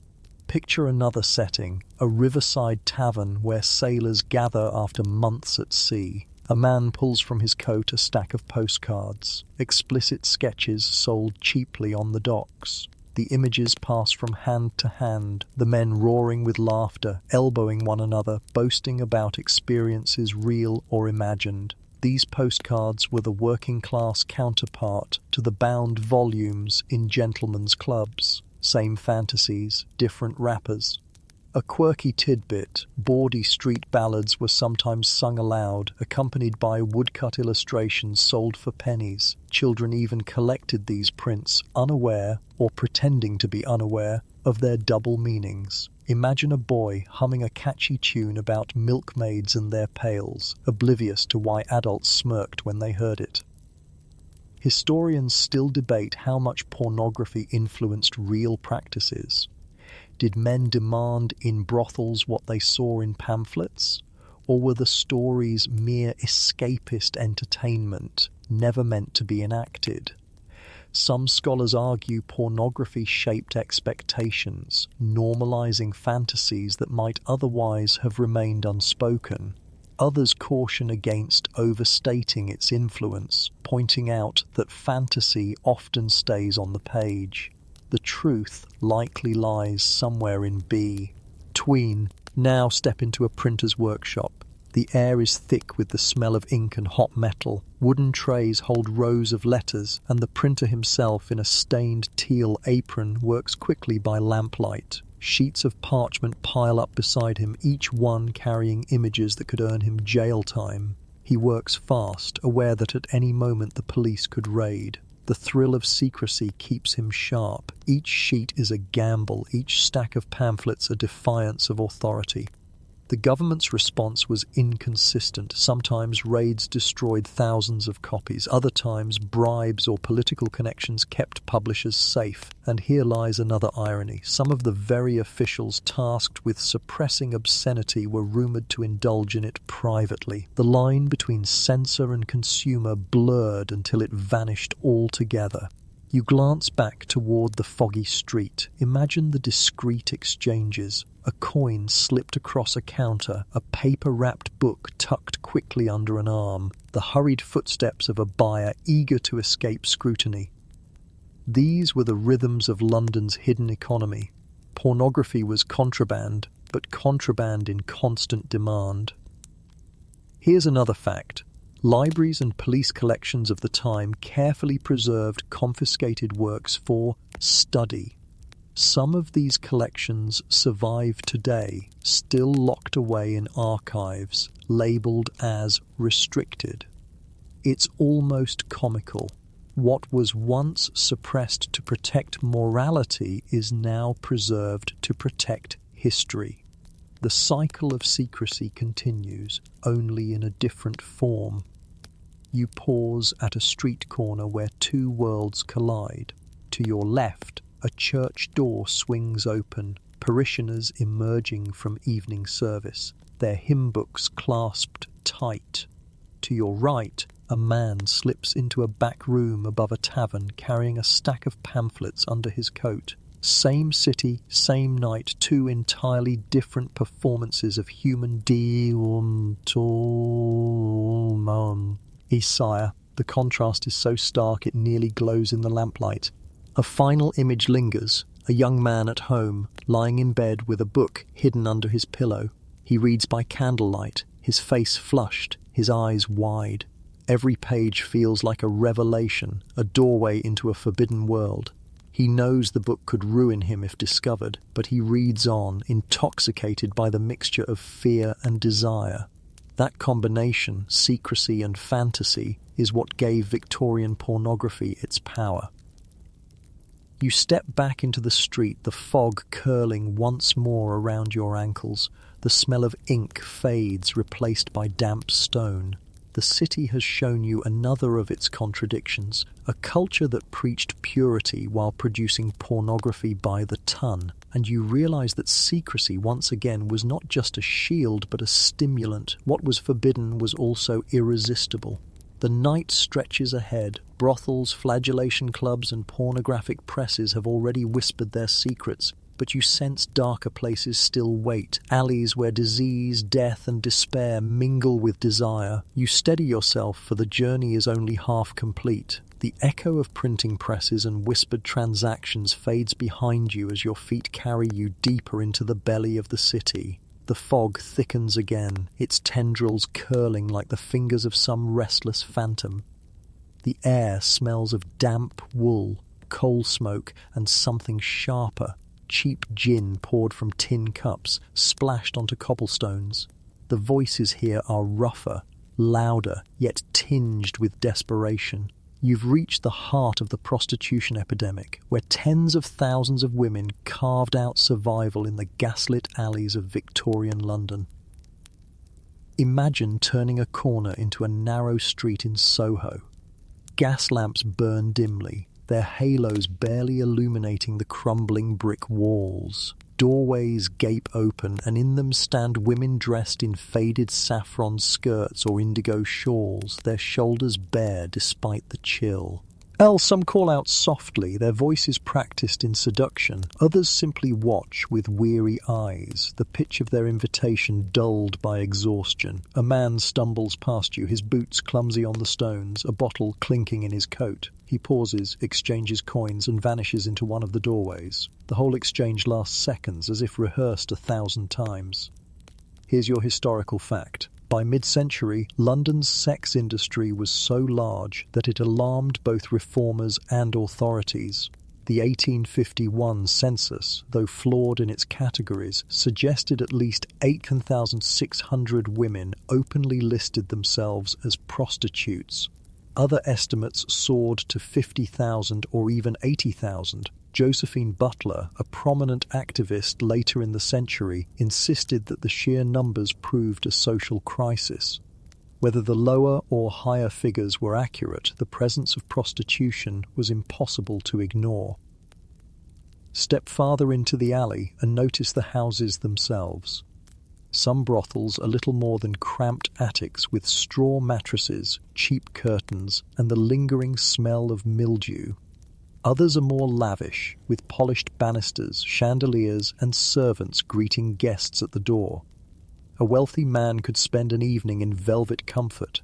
A sailor just off the docks might crawl into a bed stuffed with straw. Prostitution cut across classes, offering tiers of service as stratified as society itself. A final image lingers, a young man at home, lying in bed with a book hidden under his pillow. He reads by candlelight, his face flushed, his eyes wide. Every page feels like a revelation, a doorway into a forbidden world. He knows the book could ruin him if discovered, but he reads on, intoxicated by the mixture of fear and desire. That combination, secrecy and fantasy, is what gave Victorian pornography its power. You step back into the street, the fog curling once more around your ankles. The smell of ink fades, replaced by damp stone. The city has shown you another of its contradictions, a culture that preached purity while producing pornography by the ton. And you realize that secrecy, once again, was not just a shield, but a stimulant. What was forbidden was also irresistible. The night stretches ahead. Brothels, flagellation clubs, and pornographic presses have already whispered their secrets. But you sense darker places still wait, alleys where disease, death, and despair mingle with desire. You steady yourself, for the journey is only half complete. The echo of printing presses and whispered transactions fades behind you as your feet carry you deeper into the belly of the city. The fog thickens again, its tendrils curling like the fingers of some restless phantom. The air smells of damp wool, coal smoke, and something sharper, cheap gin poured from tin cups splashed onto cobblestones. The voices here are rougher, louder, yet tinged with desperation. You've reached the heart of the prostitution epidemic, where tens of thousands of women carved out survival in the gaslit alleys of Victorian London. Imagine turning a corner into a narrow street in Soho. Gas lamps burn dimly, their halos barely illuminating the crumbling brick walls. Doorways gape open, and in them stand women dressed in faded saffron skirts or indigo shawls, their shoulders bare despite the chill. Some call out softly, their voices practiced in seduction. Others simply watch with weary eyes, the pitch of their invitation dulled by exhaustion. A man stumbles past you, his boots clumsy on the stones, a bottle clinking in his coat. He pauses, exchanges coins, and vanishes into one of the doorways. The whole exchange lasts seconds, as if rehearsed 1,000 times. Here's your historical fact. By mid-century, London's sex industry was so large that it alarmed both reformers and authorities. The 1851 census, though flawed in its categories, suggested at least 8,600 women openly listed themselves as prostitutes. Other estimates soared to 50,000 or even 80,000. Josephine Butler, a prominent activist later in the century, insisted that the sheer numbers proved a social crisis. Whether the lower or higher figures were accurate, the presence of prostitution was impossible to ignore. Step farther into the alley and notice the houses themselves. Some brothels are little more than cramped attics with straw mattresses, cheap curtains, and the lingering smell of mildew. Others are more lavish, with polished banisters, chandeliers, and servants greeting guests at the door. A wealthy man could spend an evening in velvet comfort. A sailor just off the docks might crawl into a bed stuffed with straw. Prostitution cut across classes, offering tiers of service as stratified as society itself. A quirky tidbit: certain brothels were nicknamed after their specialties. There was the Nun's House, where women dressed in makeshift habits, the Sailor's Rest, where costumed scenes mimicked shipboard life, and the Oriental Pavilion, where rooms were decorated with cheap paper lanterns and painted fans to evoke imagined Eastern fantasies. The theatrics were thin, but customers embraced the illusion, proof of how performance fed desire. Historians still argue whether women in these houses had any control over their work. Some suggest that brothel owners dictated every detail, from costume to script, leaving women powerless. Others point to accounts where women themselves developed clever acts, choosing roles that earned them higher pay or repeat customers. The truth, as always, lies in contradiction. Agency existed, but only within the confines of exploitation and survival.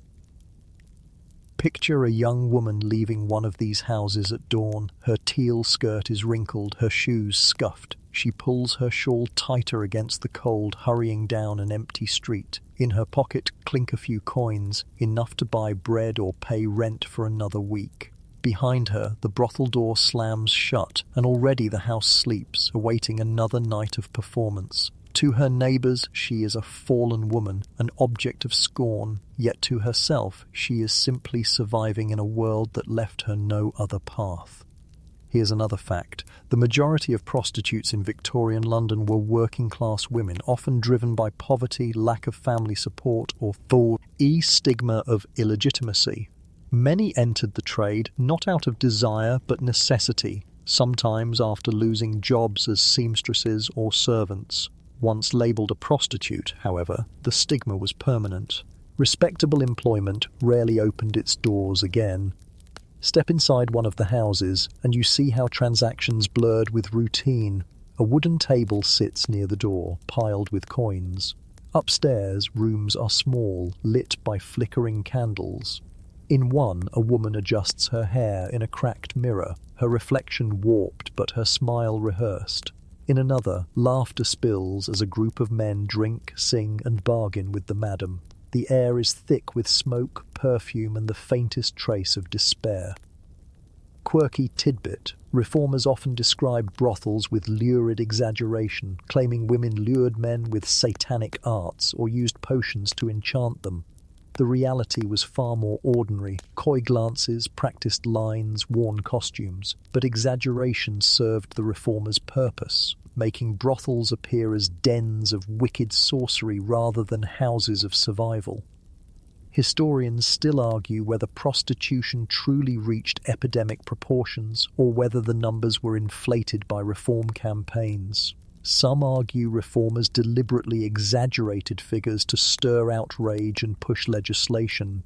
Others note that medical records of venereal disease align with high estimates, suggesting the problem was indeed vast. The debate remains unresolved, yet the lived reality of women in the trade, whatever their numbers, was undeniable. Picture the streets on a Saturday night. Music drifts from taverns, carts rattle by, and prostitutes line the corners in groups, whispering to one another between propositions. Their laughter rings false, covering nerves, but sometimes it is genuine, a shared joke at a client's expense, a moment of camaraderie in a brutal trade. They cling to each other for safety, aware that drunken violence is always a risk. Police patrols pass by, sometimes demanding bribes, sometimes turning a blind eye. The law's attention was inconsistent, shaped as much by convenience and corruption as by morality. Here's your light joke for the section.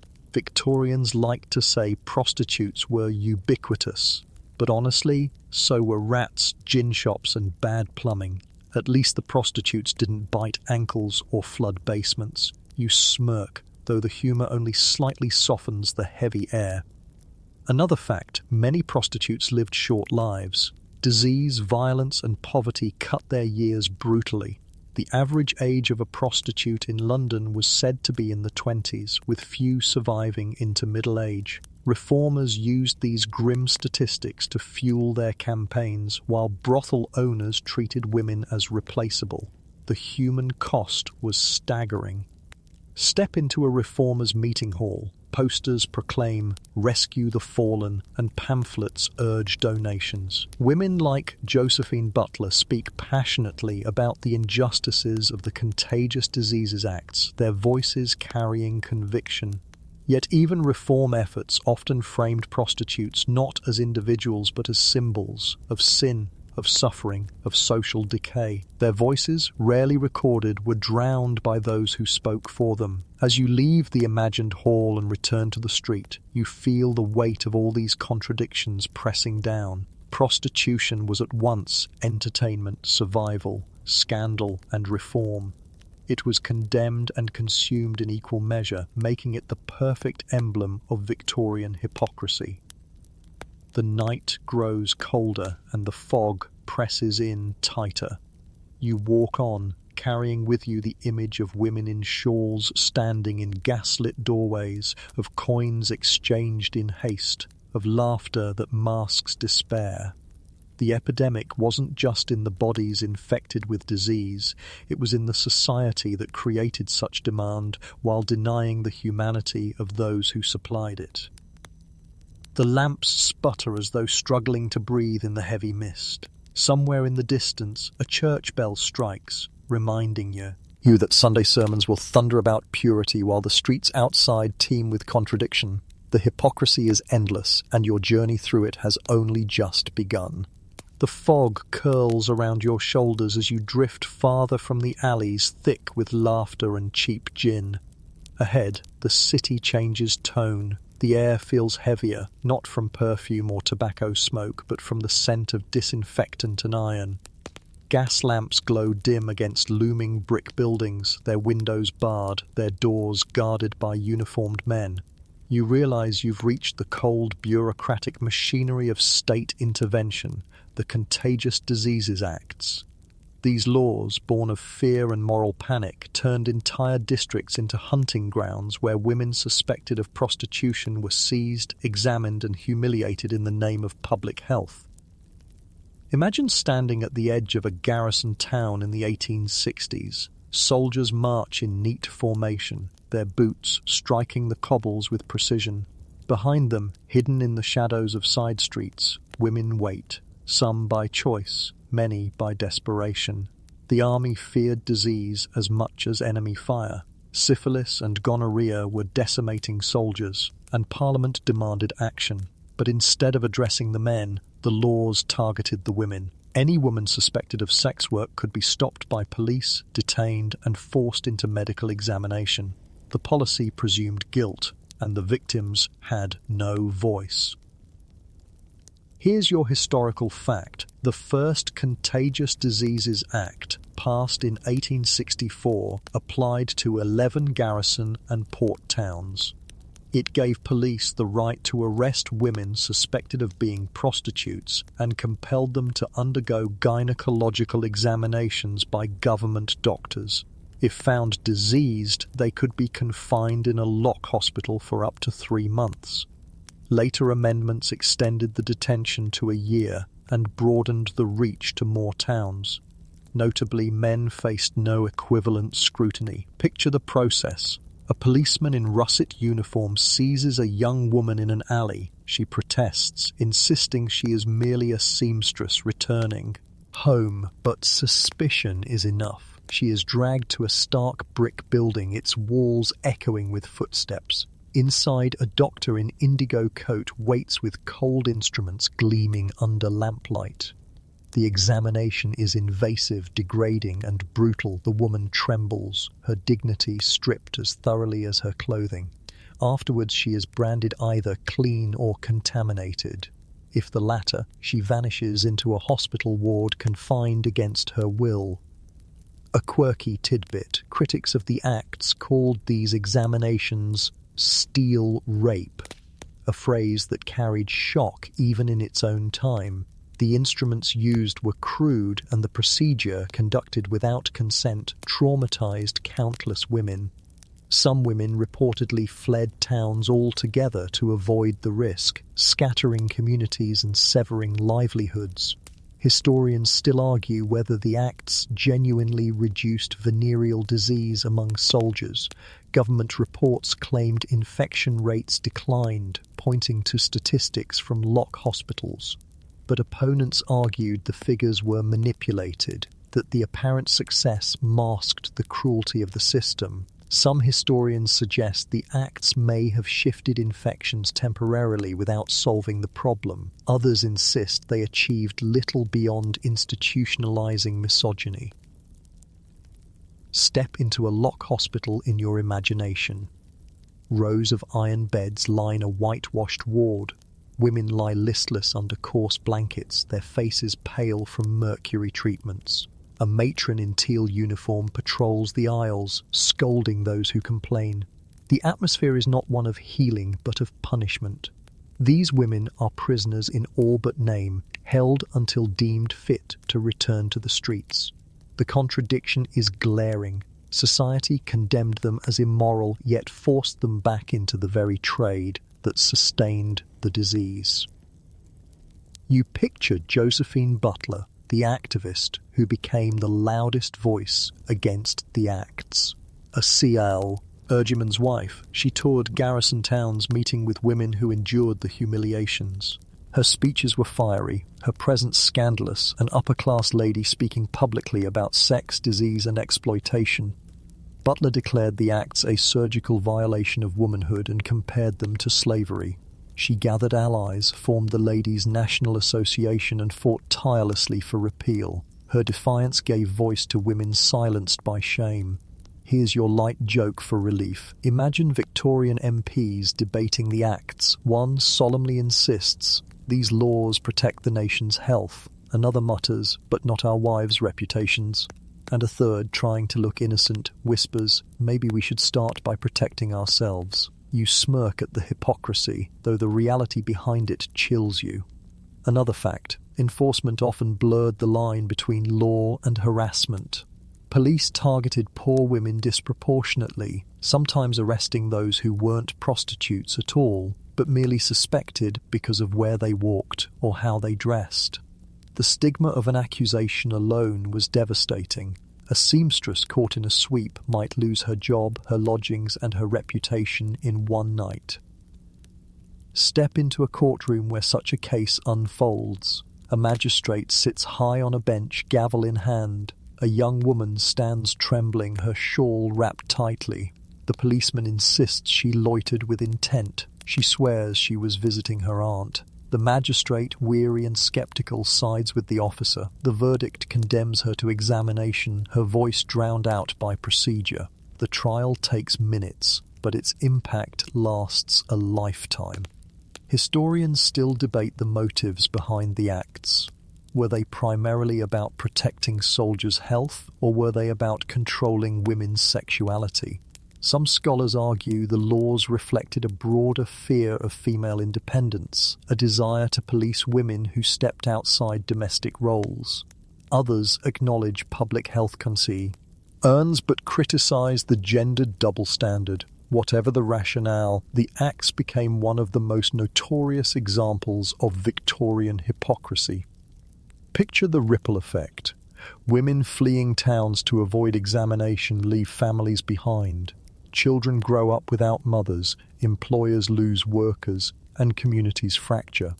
Reformers claim the acts protect society, but the cost of protection is borne by the very people with the least power to resist. The city itself becomes a cage, its streets patrolled not just by law but by suspicion. A quirky detail. Some pamphlets defending the acts compared prostitutes to diseased cattle, arguing they needed inspection like livestock at market. The metaphor is grotesque, yet it reveals how dehumanized these women became. They were not individuals in the eyes of the law, but bodies to be regulated. Josephine Butler's campaign eventually bore fruit. After decades of protest, the Contagious Diseases Acts were suspended in 1883 and repealed in 1886, yet the scars lingered. Women who endured examinations carried the trauma, and the stigma of fallen woman remained unshaken. The repeal did not erase the memory of state-sanctioned violation. You leave the imagined hospital behind and step back into the fog. The lamps sputter, their glow weak against the night. You feel the weight of the contradiction pressing harder now. A society obsessed with virtue that used brutality in the name of health. The hypocrisy is endless and the cruelty sharper than any rod or corset. Here's a closing image for this section. A lone woman walking home under the moon, her shawl pulled tightly, her steps quickened by fear. She glances behind her, not just for clients but for policemen. Every shadow is a threat, every lamppost a reminder. She walks not in freedom but under surveillance, her body marked as public property. The sound of her footsteps fades, but the injustice echoes long after. As the night deepens, you press forward, knowing darker shadows still wait. If the Contagious Diseases Acts expose the violence of state power, the next secrets you uncover will reveal how even death itself became an object of desire. The air grows colder as you drift from the grim corridors of lock hospitals into another quarter of the city. The fog thins enough for moonlight to gleam on slate rooftops and iron railings. Ahead, a churchyard looms, its crooked headstones jutting like teeth against the night sky. A faint chime from the church clock reminds you that the Victorians lived closer to death than we do now. Cholera outbreaks, industrial accidents, and childhood illnesses ensured nearly every family knew loss intimately. Yet loss did not always drive people away from the subject of death, it drew them toward it, even erotically. You have entered the world of mourning as fetish, where grief, ritual, and sensual fascination blurred into something darker. Picture a funeral procession winding through a foggy street. The mourners wear black from head to toe, their veils thick, their gloves tight, their pace slow and deliberate. A horse-drawn hearse carries a coffin adorned with lilies. Candles flicker in tall lanterns, and the sound of sobbing mixes with the clatter of hooves. In the crowd, you notice eyes lingering too long on the veiled figures, on the graceful curve of a woman's neck half hidden beneath mourning lace, on the delicate gesture of a hand dabbing at tears. For some Victorians, mourning attire became more than a symbol of grief. It became a stage for fascination, a dark theatre of beauty and desire. Here's your historical fact. Victorian mourning customs were elaborate, codified by Queen Victoria herself after Prince Albert's death in 1861. She remained in mourning black for 40 years, inspiring a culture where widows were expected to wear heavy, black veils and dresses for years. Mourning jewellery made from jet or woven from the deceased's hair became fashionable. Shops specialising in mourning attire flourished, and etiquette manuals dictated precise rules about how long each stage of grief should last. Now imagine a widow in her parlour. She wears a sweeping indigo dress trimmed with black crepe, her face veiled, her hands gloved. She reclines faintly on a chaise, pale from genuine grief but glowing in candlelight nonetheless. Her presence is magnetic. Visitors tiptoe in, offering condolences, yet their gazes linger with curiosity, even admiration. Mourning clothes emphasized pale skin, slender figures, and a kind of untouchable allure. Quirky tidbit. Some etiquette writers admitted uneasily that widows in mourning often attracted more attention than maidens in white, their sorrow casting them in a strange light of heightened desirability. Historians still argue whether mourning attire's erotic allure was intentional or accidental. Some claim fashion designers deliberately crafted veils and gowns to accentuate mystery, knowing the market. Others argue the effect was cultural coincidence, born of society's fascination with death. The debate continues, but either way, the result was the same. Grief turned into spectacle, mourning into fetish. Step into a photographer's studio now. On the wall hangs a black curtain, and in front of it sits a family posed solemnly around a coffin. The deceased child lies stiff in the centre, eyes painted open on the photograph after the fact. The parents stare grimly, but the composition resembles a portrait rather than a memorial. Post-mortem photography was common in Victorian England, a way of capturing loved ones one final time. To us, it feels macabre, but to them it was intimacy, and in some cases, whispers suggested those photos were collected or lingered over for reus. Son's not purely sentimental. You wander back into the churchyard, where gravestones gleam pale in the moonlight. Couples walk among them at dusk, their conversations hushed, their hands brushing. Cemeteries became fashionable places for strolling, part garden, part shrine. Lovers arranged trysts among the stones, drawn by the quiet privacy and the Gothic mood. The mingling of romance and death was no accident. Victorians blurred the boundary between Eros and Thanatos, between desire and decay. Here's your light joke for the section. If you wanted to flirt in Victorian England, you didn't swipe right. You strolled left past the crypt. Imagine a couple whispering, "Shall we meet by your uncle's grave?" Not exactly candlelit dinner, but effective. Inside some households, mourning rituals took stranger turns. Curtains were drawn for months, clocks stopped, mirrors covered to prevent the soul of the dead from becoming trapped. Some widows insisted on sleeping beside their husband's coffin for a time, unwilling to let go. Others preserved locks of hair in lockets worn against the skin. The intimacy with the dead blurred lines between reverence and possession. A husband's hair pressed against a widow's breast could feel both holy and oddly sensual. A quirky tidbit. Mourning jewellery made of human hair became so popular that entire workshops specialised in weaving hair into intricate braids, flowers, or even tiny landscapes set beneath glass. Wearing the body of the beloved as ornament blurred boundaries between grief, remembrance, and fetish. Imagine brushing your fingers along a necklace that was once part of your husband's head. The sensation would be both comforting and uncanny. Historians still argue whether Victorians were truly more obsessed with death than other eras, or whether their customs simply make them appear so to modern eyes. Some suggest high mortality rates forced them into elaborate rituals, while others argue cultural fascination exaggerated death into an aesthetic. What's certain is that mourning was not hidden but flaunted, performed in ways too. Hat invited both sympathy and curiosity. Picture again the widow in her parlour, receiving visitors by candlelight.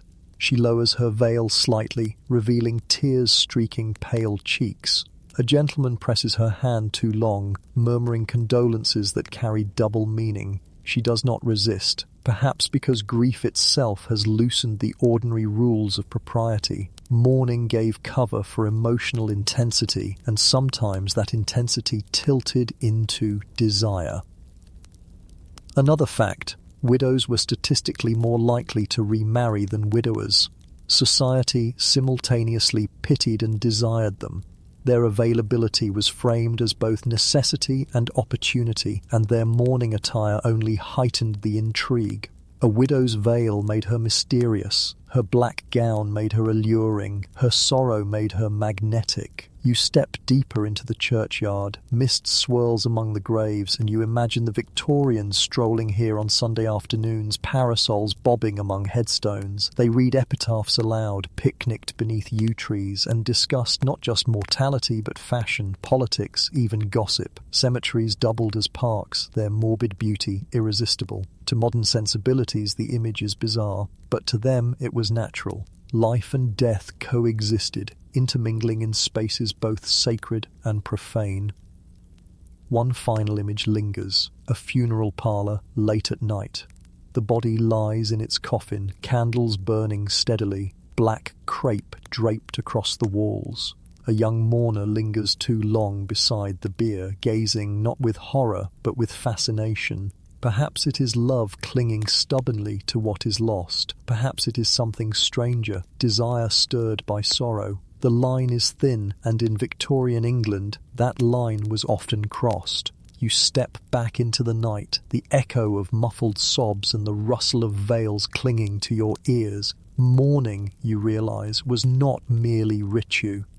It was theatre, fetish, and fascination. In a society obsessed with repression, death provided both excuse and stage for desires that could not be spoken in daylight. The fog gathers again, colder now, as if death itself exhales around you. Ahead lies a darker rumour still, the whisper that fascination with mourning sometimes slid into something unspeakable, necrophilia, and you know your path is leading you straight toward it. The fog you've been walking through takes on a sharper chill as you leave the churchyard behind. The graves recede into shadow, yet their memory clings to you like damp cloth. The night is quieter here, as though the city itself holds its breath. Ahead looms a low stone building with narrow windows barred in iron. Its doorway yawns open, and from within drifts the faintest scent of carbolic acid and wax. You realise you've reached the morgue, that liminal space where the living hover over the dead and where whispers of the unspeakable necrophilia circulated in Victorian England. Step closer, and you feel the air grow colder still. Inside, rows of stone slabs hold bodies draped in linen.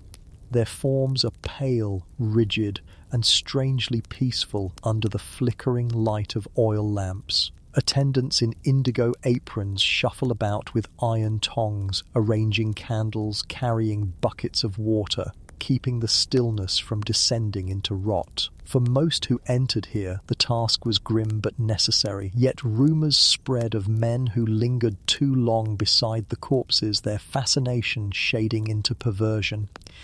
Here's your historical fact. 19th century newspapers occasionally reported cases of men arrested for violating corpses. Though rare, the stories shocked the public and confirmed fears that the fascination with death had gone too far. In 1857, for instance, the Lancet Medical Journal described concerns that poorly supervised morgues invited deplorable improprieties. Most cases were hushed up, but enough leaked into print to ignite scandal.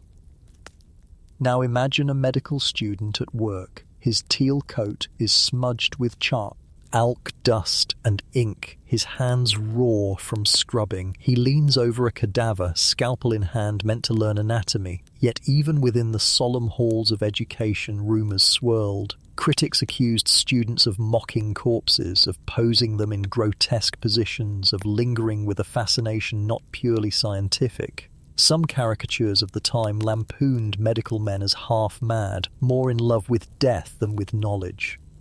A quirky tidbit, the Paris morgue, which influenced London's practices, was once a public attraction where citizens could view unidentified corpses laid out behind glass. Families came to identify the dead, but so did thrill-seekers who treated it as grim entertainment.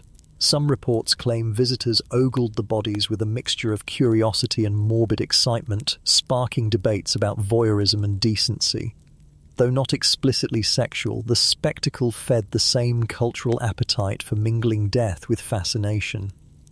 Historians still argue whether necrophilia in Victorian England was truly a widespread practice, or whether it lived more in rumour and scandal than reality. Some suggest isolated incidents became exaggerated, symbols of a society already obsessed with death. Others argue that the suppression of sexuality made even whispers of such acts more likely to surface, since the repressed always returned in stranger forms. The lack of clear evidence leaves the truth shrouded, but the persistence of the rumour speaks volumes. Picture a constable recounting one such case in hushed tones at a tavern. He describes finding a man at the morgue after hours, standing too close to the uncovered form of a young woman.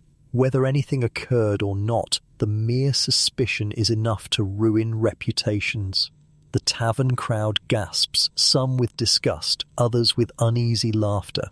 You realise that in Victorian England, necrophilia became both horror story and courtice, honorary tale, a way of marking the absolute limits of forbidden desire. Step deeper into the imagined morgue. The linen slips slightly from a body's shoulder, revealing pale skin that glows under the lamplight. An attendant quickly adjusts the cloth, muttering about propriety even for the dead. Yet the image lingers, how thin the line is between reverence and violation, between mourning and desire. Death itself became fetishized, and for some the temptation of stillness proved too powerful. Here's your light joke for this section. If Victorians had Yelp reviews for morgues, they'd probably read, "Lovely atmosphere, but the patrons are far too quiet." You laugh softly, the humour a shield against the weight of what you're imagining. But the laughter fades as you think of how closely mourning rituals had already blurred into erotic fascination. Veils, jewellery made of hair, long vigils beside bodies. It was only a small step, in the imagination at least, to cross into more taboo territory. Victorian literature hinted at it obliquely.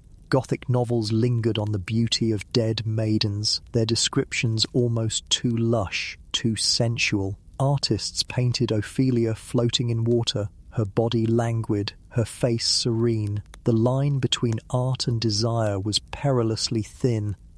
Another fact, coroner's reports sometimes noted cases of grave robbing, not for valuables, but for the bodies themselves.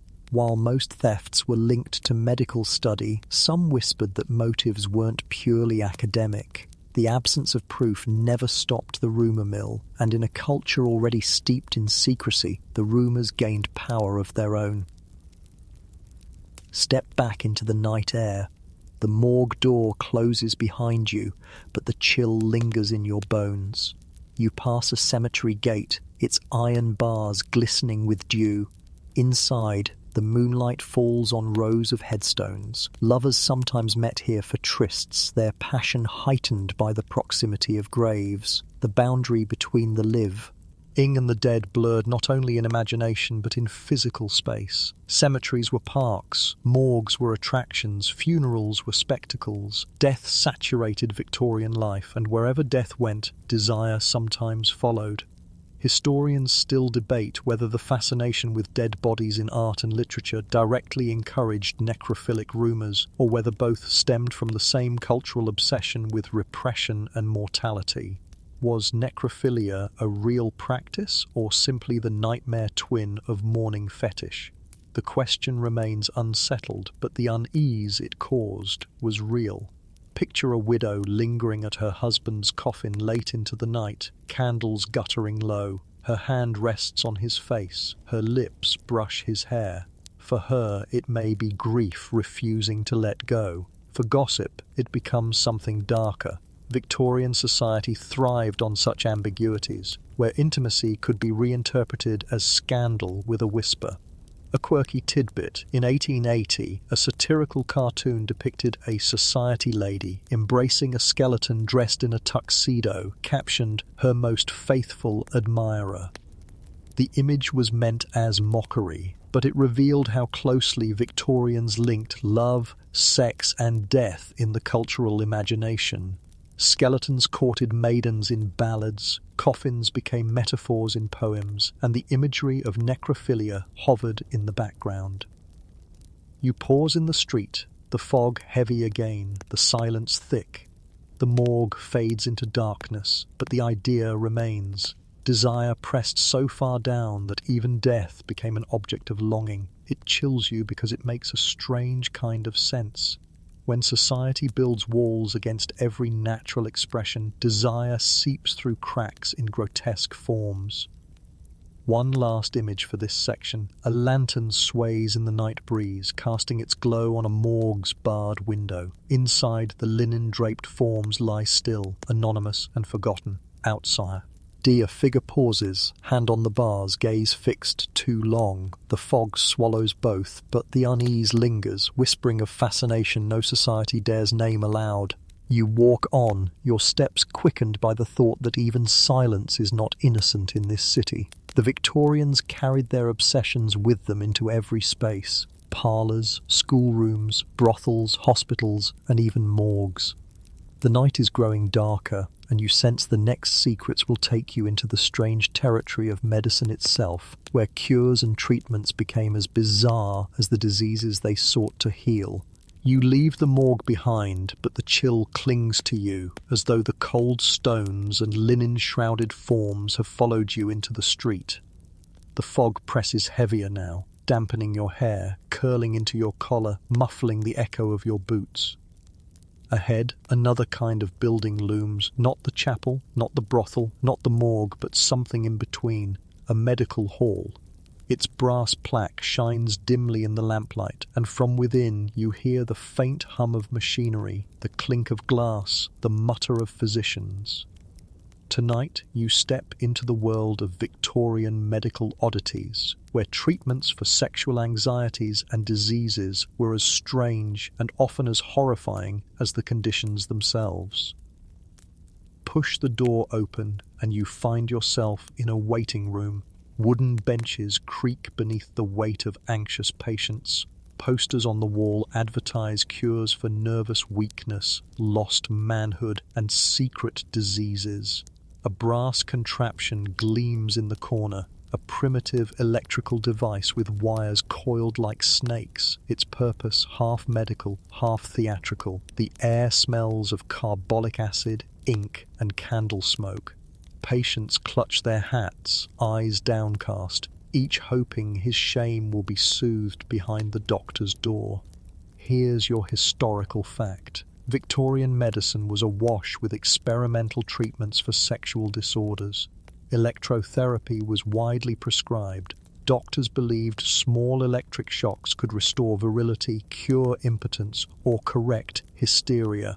Patients were strapped into chairs, electrodes placed on groins or spines, jolts administered in carefully measured doses, or so the doctors claimed. Some patients reported tingling vitality, others left burned, humiliated, or unchanged. Yet electrotherapy clinics flourished, proof that desperation could electrify belief. Imagine a man in teal waistcoat seated in such a contraption. The physician whines. A crank, sparks leap, and the patient shudders as current courses through him. The doctor nods gravely, insisting the treatment will strengthen the nerves, restore vigor, and purge vice. The man grits his teeth, clutching the wooden arms of the chair, convinced pain today will mean passion tomorrow. Outside, another patient waits nervously, listening to the muffled hum, imagining both horror and hope. A quirky tidbit. Some electrotherapy devices were sold for home use, marketed with jaunty advertisements. Families could order them by mail, delivered in polished wooden boxes with copper plates and wires. The instructions promised health, vigor, and marital bliss. Imagine a husband sheepishly unpacking one by candlelight, convincing his skeptical wife to sit while he cranks the handle. Domestic electricity long before the light bulb, except it sparked more embarrassment than illumination. Historians still argue whether electrotherapy was genuine science gone astray or outright quackery. Some devices had measurable effects on muscle and nerve stimulation, though the claims of curing impotence or spermatorrhea were exaggerated. Others were pure charlatanism, elaborate machines designed to impress rather than heal. The debate reflects the uncertainty of the age. Poised between modern medicine and medieval superstition, Victorians reached for any remedy that promised hope. Step farther into the medical hall, and you encounter jars of powders and vials of syrups. Mercury remains a staple, prescribed despite its known toxicity. Patients smear it on sores, swallow it in pills, inhale it in vapors. Their gums swell, their teeth fall out, their bodies tremble, but the disease rages on. In another cabinet you find arsenic wafers packaged in neat saffron tins, sold as tonics. Patients believe they are swallowing strength, when in truth they swallow poison. Here's another fact. Patent medicines were among the most profitable trades of Victorian England. Advertisements filled newspapers, promising miraculous cures for private ailments. Dr. Culverwell's celebrated restorative syrup, Professor Holloway's pills, and Marshall's urethral strengthener all claimed to banish weakness and restore vitality. Most contained little more than alcohol, opium, or herbs. But shame kept patients from asking questions. They bought, they swallowed, they hoped. Picture the doctor's consultation. A pale woman in indigo gown confesses nervous excitability and fainting fits. The physician nods knowingly and prescribes a pelvic massage to calm her hysteria. He performs it himself with clinical detachment, or so he claims. In truth, this practice was so widespread, it gave rise to one of history's strangest inventions, the vibrator. Initially a medical device, it was marketed as a labor-saving tool for doctors weary of endless massages. The irony is sharp. One of the 20th century's most iconic sexual devices began as a treatment for repression disguised as illness. A quirky tidbit. Advertisements for early vibrators claimed they improved circulation, cured headaches, and restored youthful complexion. Nowhere did they mention pleasure. The euphemism was deliberate, yet buyers knew enough to keep the secret humming quietly behind closed doors. Historians still argue whether doctors truly believed in hysteria as a disease, or whether it was a convenient label for any female behavior deemed inconvenient. Some suggest physicians genuinely thought women's reproductive organs caused nervous disorders. Others argue it was little more than a patriarchal tool to pathologize emotion and sexuality. The debate continues, but the fact remains thousands of women were treated for hysteria with bizarre and intrusive methods. Step into another room of the medical hall. Here, surgical instruments gleam beneath glass. Scalpels, clamps, speculums, all cold, all precise, all terrifying. A physician demonstrates to a small grow up of students how clitoridectomy can be used to cure masturbation or hysteria. The students watch silently, pens scratching notes. The woman on the table lies unconscious, her future forever altered. This too was considered medicine. Here's a light joke to ease the weight. Victorians thought electricity could cure everything. Imagine shocking your way out of a hangover. Don't worry, darling, just plug in the electrodes. You laugh at the absurdity, though the truth behind it remains unsettling. Another fact, beyond electrotherapy and surgery, Victorian doctors also prescribed extreme regimens of diet, cold baths, and exercise. Patients were told to eat bland foods, avoid spices, and abstain from excitement. The goal was to dampen desire, to smother passion with porridge and frigid water. For some, the regimen meant a lifetime of culinary misery, their plates as joyless as their bedrooms. Picture a boarding house where young men are served plain boiled potatoes, weak tea, and dry bread. The landlady insists spicy food excites the blood, leading to wicked thoughts. The boys eat in silence, dreaming of meat pies and puddings, while their minds wander toward desires their diets were meant to suppress. Hunger and repression mingle in the air, turning the dining hall into another kind of punishment. Historians still argue how effective these regimens were. Did cold baths and bland diets truly dampen libido, or did they simply add discomfort to already anxious lives? Evidence suggests the latter. Desire does not vanish with porridge. It merely waits, simmering under the surface. Step back into the street, leaving behind the jars of mercury and the humming machines. The fog closes in once more, but you carry the memory of treatments stranger than the diseases themselves. In Victorian England, medicine did not only seek to cure, it sought to control. Bodies were wretched, upped, shocked, poisoned, and cut, all in the name of health, all in the shadow of shame. One last image lingers, a patient leaving the medical hall, clutching a small paper packet of pills. His face shows relief, not because he trusts the cure, but because he has been given permission to hope. Behind him, the lamps glow weak, and the fog swallows his figure. The cure may kill him, the treatment may scar him, but at least for tonight, he believes. You walk on, unsettled by the realization that medicine too became theatre in this age, part science, part spectacle, part cruelty. And as the night stretches ahead, you sense that the oddities of the clinic are only one piece of the puzzle. The deeper contradictions of Victorian desire lie not only in medicine, but in the very ideals of innocence and purity, soon to confront you in even darker forms.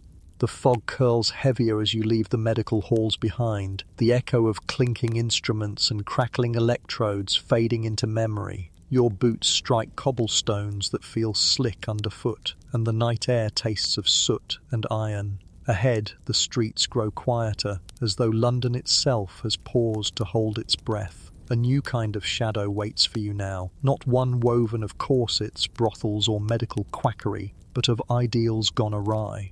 This is the Victorian obsession with innocence, where purity itself became a commodity, idolized in public and exploited in private. Picture a parlour in a respectable townhouse. The family gathers for evening prayers. On the mantel stands a framed portrait of a daughter in her saffron Sunday gown, her hair curled carefully, her hands folded primly in her lap. She is praised for her modesty, her purity, her unspoiled youth.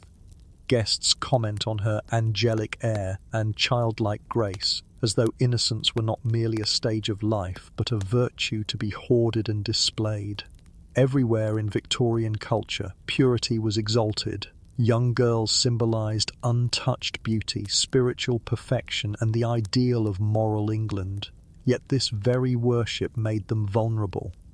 Here's your historical fact. In 1885, journalist W.T. Stead published his exposé, The Maiden Tribute of Modern Babylon, in the Pall Mall Gazette. He detailed how young girls, some underage, could be purchased in London's underworld. Stead even arranged the purchase of a 13-year-old Eliza Armstrong to prove his point.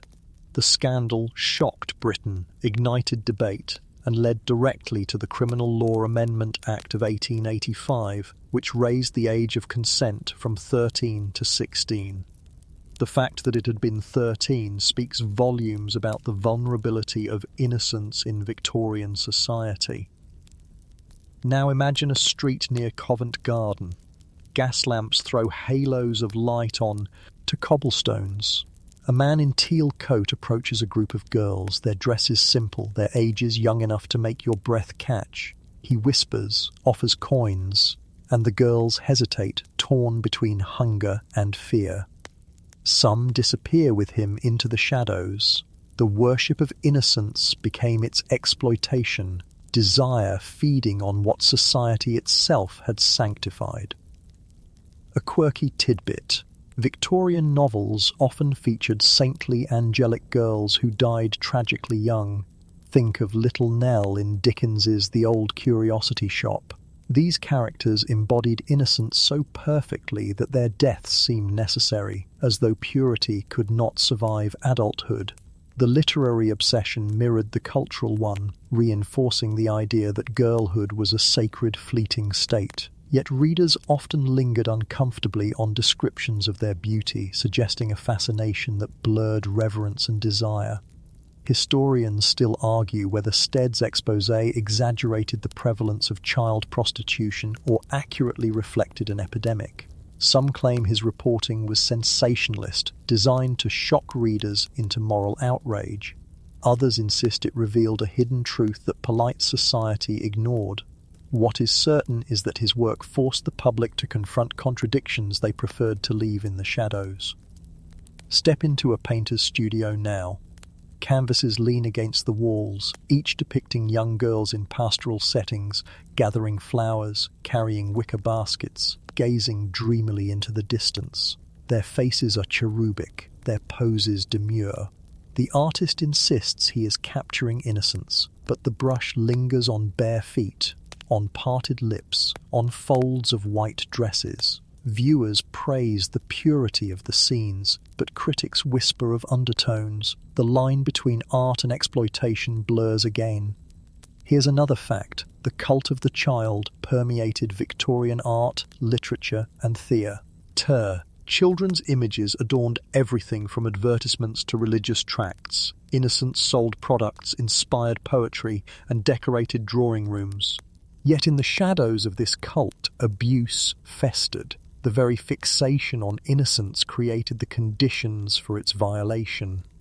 Picture a wealthy gentleman's library. He pulls from the shelf a slim volume bound in brown paper, a secret text filled with tales of virgins, governesses, and corrupted innocents. He reads by candlelight, his face shadowed, his lips pressed thin. The stories echo the cultural obsession: purity pursued, purity endangered, purity lost. The fantasy of innocence was not limited to brothels and alleys. It was cultivated in private studies, printed in underground presses, whispered in drawing rooms. A quirky tidbit: some brothels advertised their ability to provide fresh girls, playing directly on the obsession with innocence. Whether true or false, the advertisement itself drew customers. Innocence was marketed like a costume, worn and discarded for profit. Historians still debate how much responsibility culture bears for these violations. Did the worship of innocence encourage exploitation, or did it merely provide a cover for desires that already existed? Some scholars argue that cultural obsession made abuse inevitable, while others insist it only reflected deeper human contradictions. The question remains unresolved, but the consequences were tragically real. Step into a courtroom where one such case is tried. A girl stands trembling before the magistrate, her saffron shawl pulled tightly around her shoulders. She is scarcely 14, her eyes wide with fear. A man twice her age sits in the dock, accused of her ruin. Lawyers argue whether she consented, as though consent at such an age were meaningful. The gallery murmurs, some blaming the girl for temptation, others condemning the man. The trial ends with a sentence too light, the girl's reputation destroyed. Another fact, once labelled fallen, even if by coercion, a girl could rarely read. Cover her social standing, she was marked for life, excluded from respectable employment, shunned by family, cast into poverty. Innocence, once lost, was irretrievable. The stakes were impossibly high, and the burden fell entirely on the vulnerable. Here's your light joke to cut the heaviness. Victorians were so obsessed with purity that even their desserts were called angel food. Too bad their social policies weren't half as sweet. You smirk, though the humour fades quickly as the reality settles again. Now imagine a boarding school classroom. Girls sit in rows, ink-stained fingers gripping pens, their hair tied in neat braids. The teacher, severe in indigo gown, praises their obedience, their modesty, their innocence. Yet outside, rumours swirl of men eager to pay for precisely those qualities.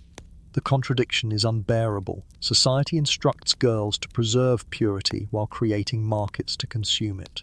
Historians still argue how complicit families were in this economy of innocence. Some accounts suggest parents knowingly sold daughters into prostitution, driven by poverty. Others insist most families fought to protect their girls but were overwhelmed by circumstance. The truth likely is both. Poverty pressed some into impossible choices, while others turned a blind eye. Step back into the night streets. The fog thickens, muffling your steps. You picture the countless girls who walked these streets in shawls too thin for the cold, their eyes wide, their futures uncertain. They were praised for their innocence, condemned for its loss, and commodified at every turn. One last image for this section, a young girl kneeling by her bed, hands clasped in prayer, candle flickering beside her. She whispers for safety, for strength, for a chance at tomorrow. Outside, the city churns with desire and hypocrisy, its appetite never sated. The contrast is cruel innocence, praying in darkness while exploitation prowls outside the door. You walk on, carrying the weight of those prayers with you. The Victorians turned innocence into a fetish, and in doing so, they created one of their darkest contradictions. Ahead, you sense even stranger shadows. The world of seances and spirits, where desire reached beyond the grave. Word count, 1090, awaiting continue.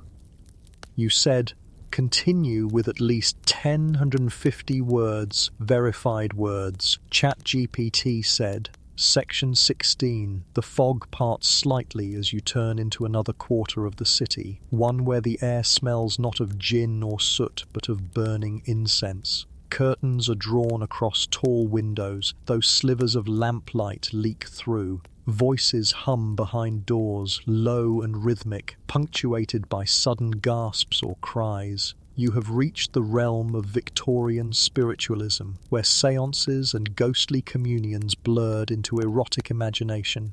In this space, desire and the afterlife mingled in ways both fascinating and disturbing.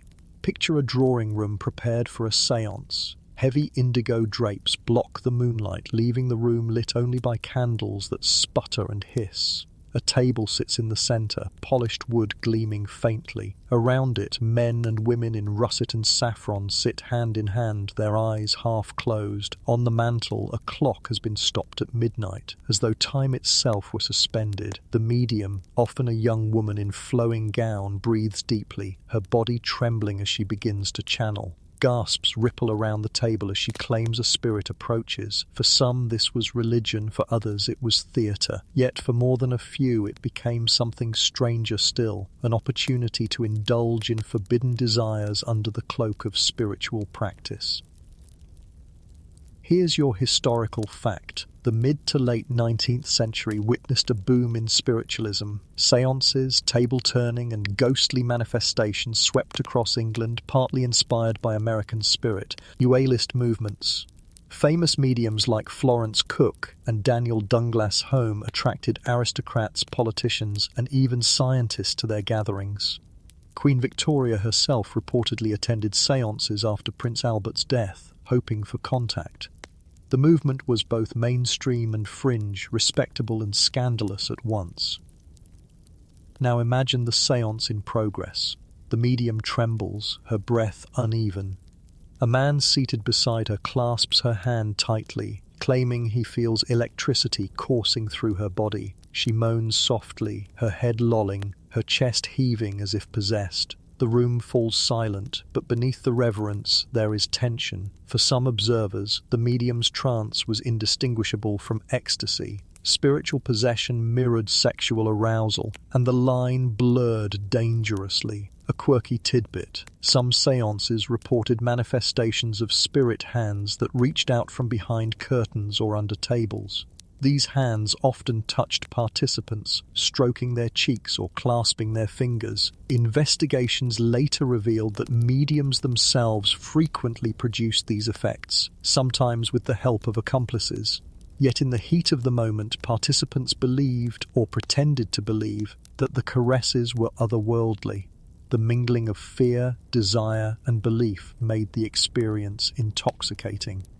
Historians still argue whether participants truly believed in the erotic undertones of seances, or whether they knowingly indulged in the performance as an excuse for sensual contact.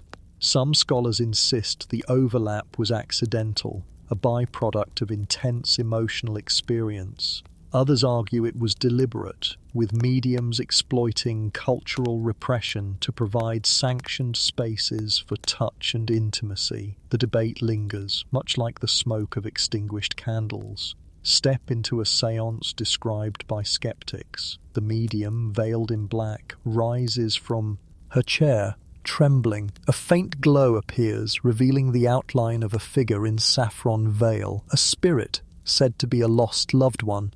Observers cry out, some weep, some stretch trembling hands toward the apparition, yet skeptics later reveal it was the medium herself, disguised. Still the observers swear they felt warmth, breath, even a kiss. The boundary between illusion and reality dissolved, and with it so did restraint.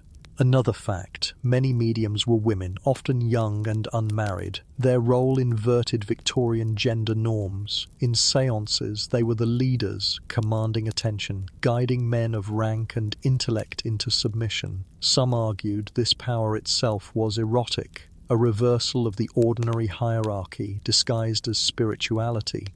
For men who could not openly yield to women in public life, the séance offered a private stage to surrender.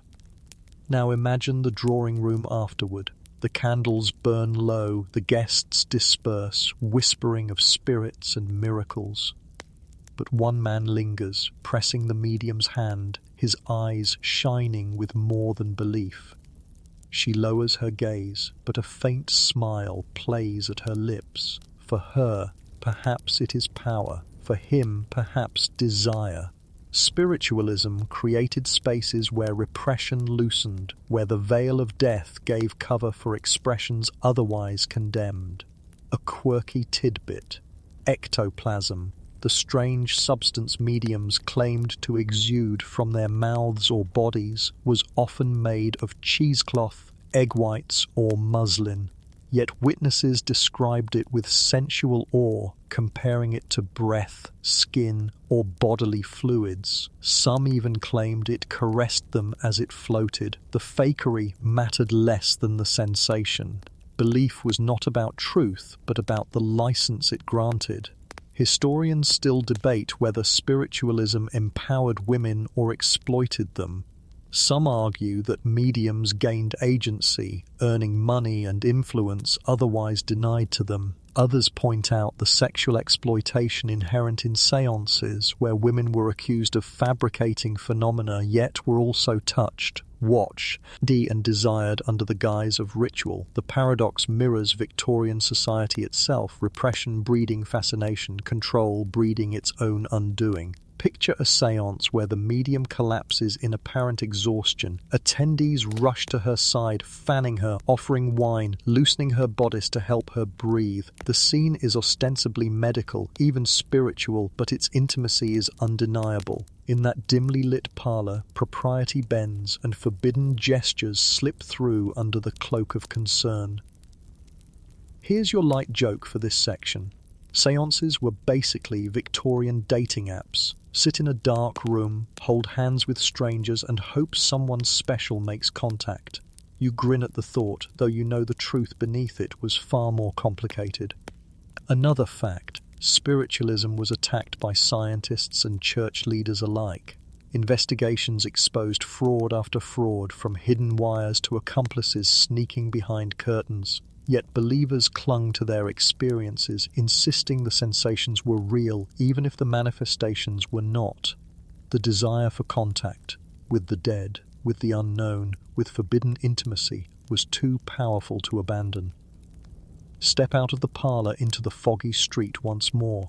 The city feels quieter now, as though the spirits themselves have withdrawn into silence. Yet the echoes linger, the trembling moans of the medium, the clasped hands, the ghostly touches. For Victorians, spiritualism was not just about death. It was about loosening the chains of repression, finding ways to touch and be touched without breaking the letter of propriety. One final image for this section: a candle guttering on a séance table, wax spilling like tears. Around it, chairs sit empty, yet the impression of bodies remains in the cushions, as if spirits or desires still linger. The curtain stirs in the breeze, and for a moment you could swear a hand brushed your shoulder, but when you turn, only fog greets you. You walk on, carrying with you the realization that the Victorians sought desire even in the realm of spirits. They blurred the line between the living and the dead, between reverence and arousal, between faith and performance. And you sense that ahead another kind of fantasy waits. One not of spirits, but of distant lands and imagined cultures, exoticized into objects of forbidden longing. Word count: 1096. Awaiting. Continue. You said. Continue with at least 1050 words, verified words. ChatGPT said. Section 17.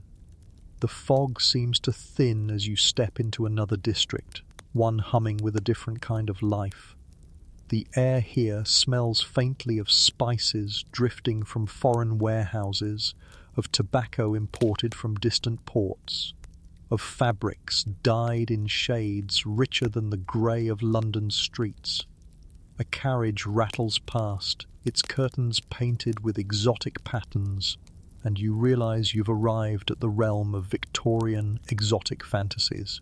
Here, desire was draped not in mourning veils or corsets, but in imagined Orientalisms, fantasies of harems and faraway lands that the Victorians barely understood, yet eagerly eroticized. Picture a parlour decorated by a wealthy merchant. He has returned from voyages abroad and filled his drawing room with curiosities: saffron silks from India, indigo carpets from Persia, teal porcelain from China. Guests marvel at the strange artifacts while sipping brandy. But the real fascination lies not in the objects themselves, but in the fantasies they inspire. A painted screen depicting women reclining in a harem becomes the centerpiece of conversation, and soon the room hums with whispered speculations about Eastern sensuality. To Victorians, the Orient was not a place, but a canvas onto which they projected their most forbidden desires. Here's your historical fact. Orientalism, both in scholarship and in art, was rampant in 19th century Europe. British colonial expansion into India, Africa, and the Middle East brought home not only goods but also stories, often distorted and exaggerated. Painters like John Frederick Lewis and writers like Edward Lane produced images of harems, slave markets, and opulent palaces that fired the Victorian imagination. These depictions had little to do with reality and everything to do with fantasy. Now imagine a brothel in London styled as an oriental pavilion. Paper lanterns hang from the ceiling, incense burns in iron bowls, and women wear loose garments imitating Persian robes. Clients step inside and believe or pretend to believe that they've entered a world of foreign indulgence. They recline on cushions, sip sweetened wine, and watch as women dance with scarves. The illusion is clumsy, but the atmosphere is intoxicating. The promise of the exotic allowed men to indulge in fantasies they could never admit openly. A quirky tidbit. Some London theatres staged plays set in harems or eastern palaces, featuring actresses dressed in shimmering costumes that revealed more skin than was acceptable in English roles. Audiences packed the seats, applauding loudly under the excuse of cultural entertainment. The same men who condemned indecency elsewhere cheered when exotic women danced across the stage. Hypocrisy once again wore a smile. Historians still argue whether Orientalist fantasies were primarily about sex or about power. Some insist the fascination was erotic above all, feeding on the allure of imagined permissiveness in other cultures.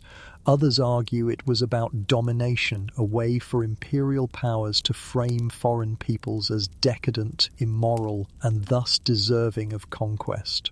Perhaps both interpretations are true, braided together in a single rope of desire and control. Picture a merchant's study where he pores over travelogues illustrated with engravings of Eastern beauties. His lamp burns late into the night as he imagines veiled women waiting in silken chambers. He has never left England, but the fantasy is vivid enough to transport him. The books exaggerate and eroticize, describing harems as places of unending pleasure where women existed only to entertain men. The reality of Ottoman households, complex, domestic, political, vanishes beneath layers of fantasy.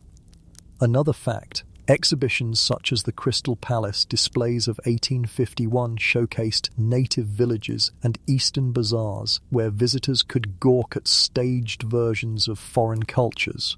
These spectacles combined commerce with voyeurism, exotic goods mingled with exoticized bodies, reinforcing the idea that the empire's distant lands existed to satisfy British curiosity and consumption. Now imagine a masquerade ball where guests dress in oriental costumes. Men wear turbans and flowing robes. Women don gauzy dresses with jeweled belts. The costumes are inaccurate but alluring, giving cover for looser behavior than ordinary English dress would permit. Behind the masks and veils, propriety bends and glances linger longer. For one night, the exotic becomes an excuse for transgression. A quirky tidbit, travel clubs in London sometimes hosted dinners where guests ate Eastern meals with their fingers, reclining on cushions. They laughed at the novelty, pretended to be scandalized, and secretly thrilled at the departure from rigid etiquette. What was play for them was survival for others, but they didn't care. Historians still debate whether any real knowledge of other cultures penetrated Victorian fantasies. Some scholars argue Orientalism was willful ignorance, an invention that told the British more about themselves than about anyone abroad. Others suggest genuine fascination coexisted with exploitation, that even in distortion, curiosity sparked some understanding. But when it came to sexuality, the fantasies were almost entirely projections. Step into an art gallery where canvases of harems hang on the walls. The women are painted lounges, on divans, half-clothed, surrounded by rich fabrics. Visitors gaze, whisper, and nod knowingly as though these images confirm what they've always suspected, that somewhere in the world unrestrained pleasure is the norm. Never mind that the artist never set foot in a harem, the fantasy is enough. Here's your light joke to ease the weight. Victorians thought Eastern culture was all silks and sensuality. Imagine their shock if they actually visited and found ordinary people complaining about taxes, bad weather, and noisy neighbours, just like at home. The humor underscores how fantasy thrived on ignorance.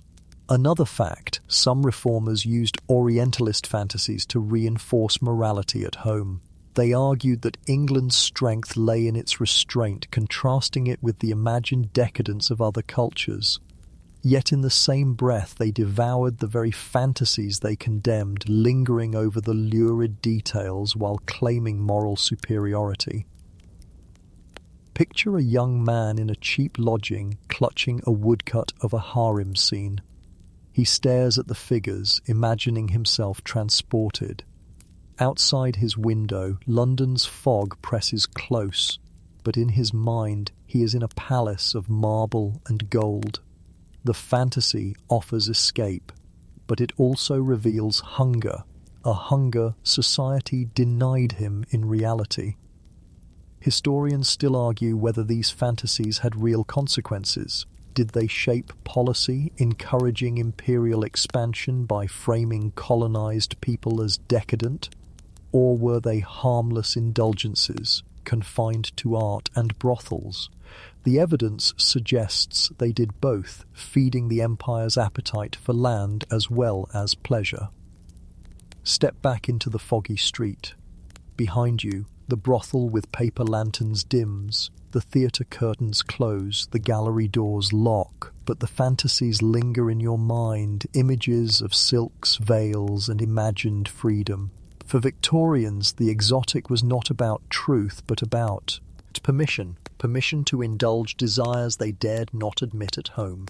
One last image for this section. A lantern sways above a London alley, its glow faint. Beneath it, a client slips into a doorway painted with Eastern motifs, chasing fantasies spun from ignorance and longing. Inside, he finds nothing but staged illusion, yet for him, illusion is enough.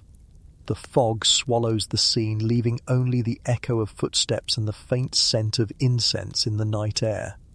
You walk on, realizing that repression always seeks escape, and when escape cannot be found in reality, it is invented. The Victorians invented harems, Orientalisms, and exotic paradises not to learn about others, but to free themselves from themselves. Ahead, the fog thickens again, leading you not to distant lands but to the printed page, where literature itself became a double life, hinting at what society refused to say aloud. The fog coils once more as you leave behind the lanterns painted with imagined Eastern motifs. The streets ahead are quieter, lined with bookshops and private clubs. Windows glow with the soft light of oil lamps, silhouettes of readers bent over pages visible through the glass. Tonight you step into the realm of literature, the double life of Victorian writing, where respectable novels hinted at forbidden desires while underground works shouted them aloud. In print, the contradictions of the age were preserved, concealed, and revealed all at once.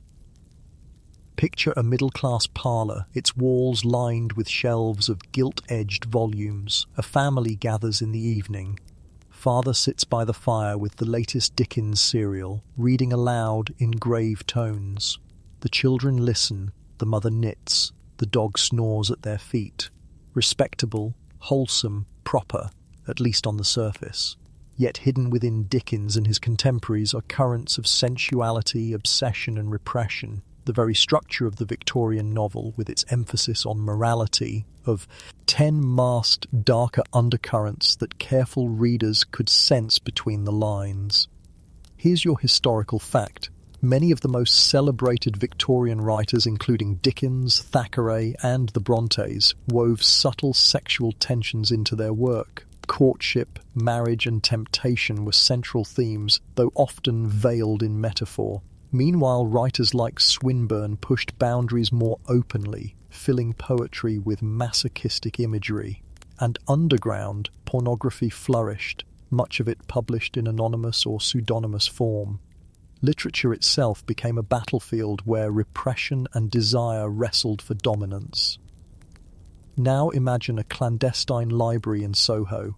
Behind a false panel, shelves groan under cheap paperbacks with lurid titles: The Lustful Turk, The Pearl, The Romance of Lust. These works describe brothels, flagellation, incest, and more, in language both extravagant and crude. They were sold discreetly, often by subscription, circulated among gentlemen's clubs, or passed in brown paper parcels. A clerk might borrow one on Friday, return it on Monday, and pretend to have spent the weekend reading sermons. A quirky tidbit: The Pearl, 1879 to 1880, a monthly magazine of pornography, included not only erotic stories but also bawdy poems and parodies of Shakespeare. It lasted only 18 issues before police shut it down, but its survival in libraries today reveals the appetite that sustained it. Some issues featured flagellation tales, others satirical sketches of Victorian hypocrisy. It was a mirror, albeit a distorted one, reflecting what people wanted but could not say. Historians still argue whether mainstream authors deliberately slipped subversive themes into their works, or whether readers imposed them. Did Bronte's Jane Eyre intend to simmer with erotic tension, or did the repression of the age make even mild passion feel scandalous, scholar?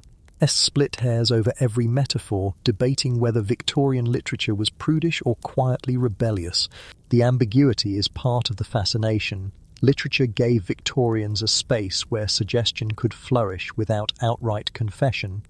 Step into a gentleman's club where men lounge in indigo armchairs, brandy glasses glinting. They discuss the latest installment of Vanity Fair, chuckling at Becky Sharp's cunning. Yet one produces a slim pamphlet from his coat pocket, passes it discreetly to another.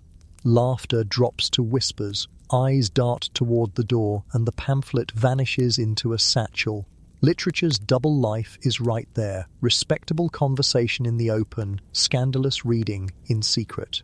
Here's another fact. The Obscene Publications Act of 1857 attempted to curb this underground trade, giving police power to seize and destroy obscene books. Yet enforcement was inconsistent, and clandestine publishers continued their work. Some even operated internationally, importing French works that English law could not easily suppress. Demand was strong enough to sustain risk. Now imagine a governess, bored in the long evenings after her pupils sleep. She pulls from her drawer a novel passed to her by a fellow servant. Its cover is plain, but its pages describe scenes of illicit passion. She reads by candlelight, her cheeks flushed, her ears pricked for footsteps in the hall. For her, the book is not only escape, but also education, a window into desires never spoken aloud. Literature, even when underground, crossed class lines, passing from masters to servants, from printers to maids. A quirky tidbit: some pornographic works were so long and detailed they rivaled mainstream novels. The Romance of Lust, for example, runs to 4 volumes of explicit adventures. Its author remains anonymous, though some speculate he was a wealthy gentleman with ample leisure time. The sheer scale suggests not just a passing fancy, but a dedicated project of desire. Historians will argue whether the existence of such literature corrupted society or merely reflected what was already there. Moralists insisted obscene books inflamed vice, especially among youth. Defenders countered that repression created the demand. The debate mirrors our own arguments about media today. Do stories shape desire, or does desire shape stories? The Victorians wrestled with the same question. Step into a circulating library where clerks check out novels to middle-class wives. On the counter sits East Lynne, a melodrama about adultery, betrayal, and disguise. Respectable enough to borrow, yet sensational enough to titillate.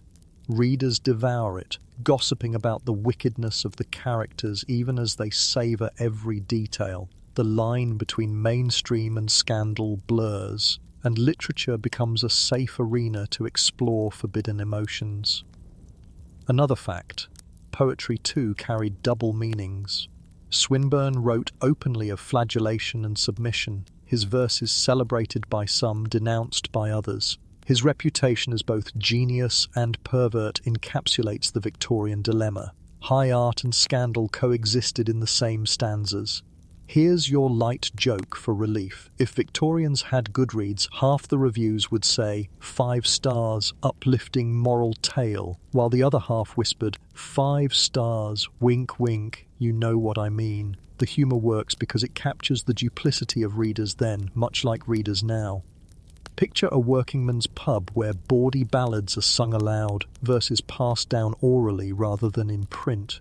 The words are ribald, the rhymes crude, but the laughter is genuine.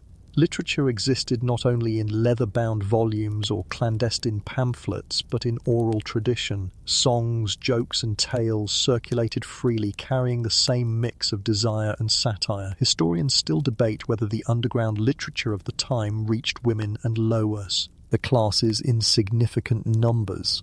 Evidence suggests it did. Servants, workers, and even adolescents encountered such works. But censorship and secrecy mean much of this history is hidden. What remains clear is that literature carried desire across boundaries, offering both suggestion and explicit indulgence. One final image for this section. A printer's workshop at dawn. Sheets of scandalous pages lie drying on racks, the ink still tacky. The printer wipes his brow, knowing a police raid could come at any moment, yet he keeps printing because demand is endless. By evening, those sheets will be hidden in coat pockets, tucked under mattresses, read by candlelight, and whispered about over brandy. Literature's double life continues, sustained by repression, secrecy, and hunger. You leave the imagined workshop behind and step back into the fog. The night feels denser now, heavy with all the words Victorians dared not speak aloud, yet eagerly consumed in print. Literature itself became a mask, respectable on the surface, scandalous beneath. And as you walk on, you sense that the next shadow will not be confined to books. It will spill into the public eye, into scandals that rocked society, tearing masks away and exposing hypocrisy for all to see. The fog presses thicker as you move forward, the hush of the bookshops fading into the night. Somewhere in the distance a carriage wheel cracks against a cobblestone, followed by muffled laughter from gentlemen leaving a club.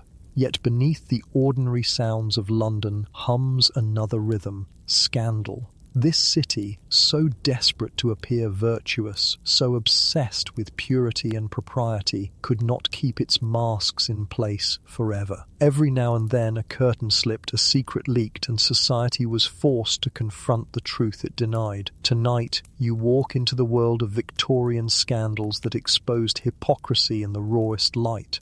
Picture the newspapers displayed at a street corner, their headlines bold in black ink. Passers-by gather, whispering as they read of a prominent politician caught in compromising circumstances. Men who thundered against vice in Parliament were discovered frequenting brothels. Clergymen who preached chastity were accused of inappropriate liaisons. The public devoured every detail, half shocked, half thrilled. For every moral sermon shouted from pulpits, there was a scandal lurking in the shadows ready to undo it. Here's your historical fact. One of the most infamous Victorian scandals was the 1885 Cleveland Street affair. A male brothel was discovered on Cleveland Street in London, its clients including telegraph boys and allegedly men of high social rank. Rumours spread that aristocrats and even members of the royal circle were involved. Authorities tried to suppress the story, but it leaked, revealing how deeply hypocrisy ran. Homosexual acts were criminalized under the Labouchere Amendment of that very same year, yet elite men indulged in what they condemned. Imagine the brothel itself, a modest house on a quiet street, its curtains drawn tight. Inside, telegraph boys, youths in teal uniforms, wait nervously, coins pressed into their palms. Gentlemen slip through the door, cloaks wrapped tightly, hats low over their faces. Upstairs, whispers and laughter echo. The entire arrangement survives on silence, yet one crack in that silence brings ruin. When exposed, newspapers exploded with innuendo, carefully avoiding names, yet hinting enough for readers to guess. Society feasted on scandal while pretending to be appalled. A quirky tidbit: pamphleteers sold satirical cartoons of the affair, depicting stout politicians sneaking into narrow doors, pursued by gossiping caricatures of policemen. The cartoons were crude but sold briskly in alleys, proof that scandal was entertainment as much as outrage. Historians still argue whether the Cleveland Street affair was truly hushed up to protect high-ranking figures or whether the evidence was simply too thin to prosecute. Some claim authorities deliberately destroyed records. Others argue it was exaggerated by gossip. Either way, the scandal exposed contradictions. Laws criminalized homosexuality, yet society's elite indulged in it secretly. Step into another scandal, the case of Reverend William Dodd, though earlier in the century, still remembered. A clergyman who preached fiery sermons about morality was caught forging checks to cover debts incurred by lavish living. His trial and execution in 1777 lingered in the Victorian memory, a warning that even men of the cloth could fall. Victorians loved to retell his story as both caution and entertainment. Here's another fact: prostitution scandals abounded. In 1858, Lord Campbell, Chief Justice, passed harsh rulings against obscene publications, but only a few years earlier pamphlets had circulated claiming prominent figures themselves kept mistresses or visited houses of ill fame. The hypocrisy was blatant, yet the appetite for gossip was insatiable. Now imagine a dinner party in a grand townhouse. Crystal chandeliers sparkle, silver clinks, guests sip claret and speak of politics. Yet beneath the polished conversation lies unspoken knowledge. Everyone knows that the host was recently whispered about in connection to a notorious actress. The scandal is never acknowledged openly, yet every glance, every raised eyebrow acknowledges it.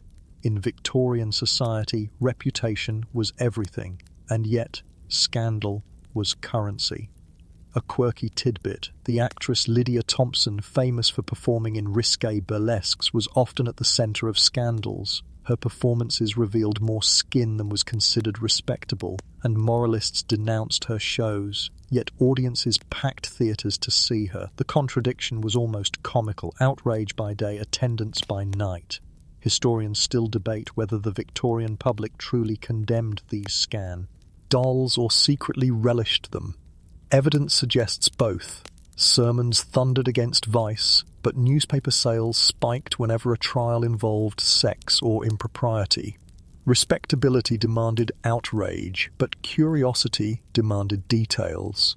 Picture a courtroom filled with spectators, many women with opera glasses raised. They lean forward, hanging on every word as barristers describe in detail the misdeeds of a defendant. Though the trial is meant to condemn, it becomes theatre, the descriptions titillating the very audience that pretends to be horrified. Here's your light joke for this section.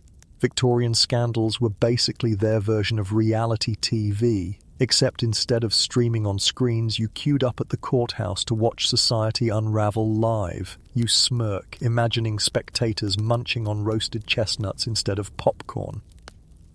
Another fact: Oscar Wilde's trials in 1895 stand as perhaps the most famous scandal of the age. Accused of gross indecency with other men, Wilde endured public humiliation, imprisonment, and social ruin. His wit, once celebrated in salons, was turned against him in court.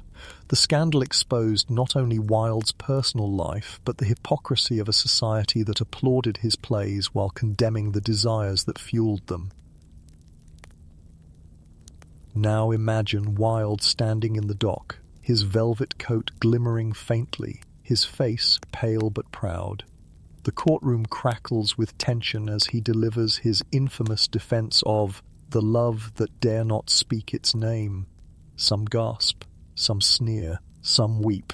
The verdict condemns him, but history remembers his courage. The scandal that destroyed his life also exposed the cruelty of Victorian law. A quirky tidbit: Wilde's plays continued to be read and performed in secret even while he languished in prison. His wit was too sharp to silence completely, his scandals too alluring to forget.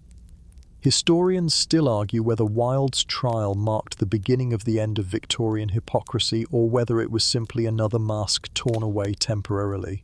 Some see it as a turning point, a crack in the facade that foreshadowed modern change. Others argue society quickly smoothed the mask back into place, pretending nothing had shifted. Step back into the foggy streets of London. Headlines flutter in the breeze, gossip hums in taverns, scandals ripple through drawing rooms. Every revelation confirms what you've seen all along, that repression breeds contradiction, that those who preach loudest often hide the darkest secrets. One last image for this section: a newspaper boy shouting headlines under a gas lamp, his voice cracking as he calls, "Scandal, shocking scandal." Passers-by pause, coins clink, papers exchange hands. Some read with horror, others with glee, but all are captivated. The fog swallows the scene, leaving only the echo of the boy's voice, proof that scandal was both entertainment and revelation. You walk on, sensing the journey is nearly done. One more curtain waits to fall, one more shadow to dissolve into dawn. Ahead lies the end of the Victorian night, where repression and desire fade, leaving contradictions behind like ashes after a fire. The fog that has followed you through every street, parlour, morgue and brothel seems thicker now, as if the night itself knows you've reached the final act of this journey. Your boots strike slowly on the cobblestones, each step echoing through streets that have grown strangely quiet. The lamps burn low, their halos faint and trembling, and in the silence you begin to sense the curtain falling, not on the theatre of London streets, but on an entire age of contradiction. Tonight you stand at the edge of the Victorian night, where repression and obsession meet their uneasy dawn. Picture the city as a vast stage, every street a scene, every house a backdrop.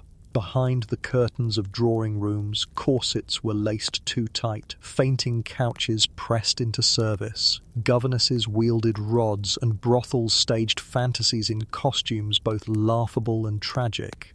Doctors sold electricity in polished boxes, reformers railed against prostitutes while secretly employing them, and writers slipped forbidden words into novels meant for family parlours.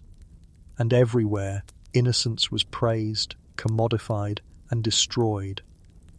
The theatre is almost too large to take in, yet you realise you have walked through nearly every scene, each more revealing than the last.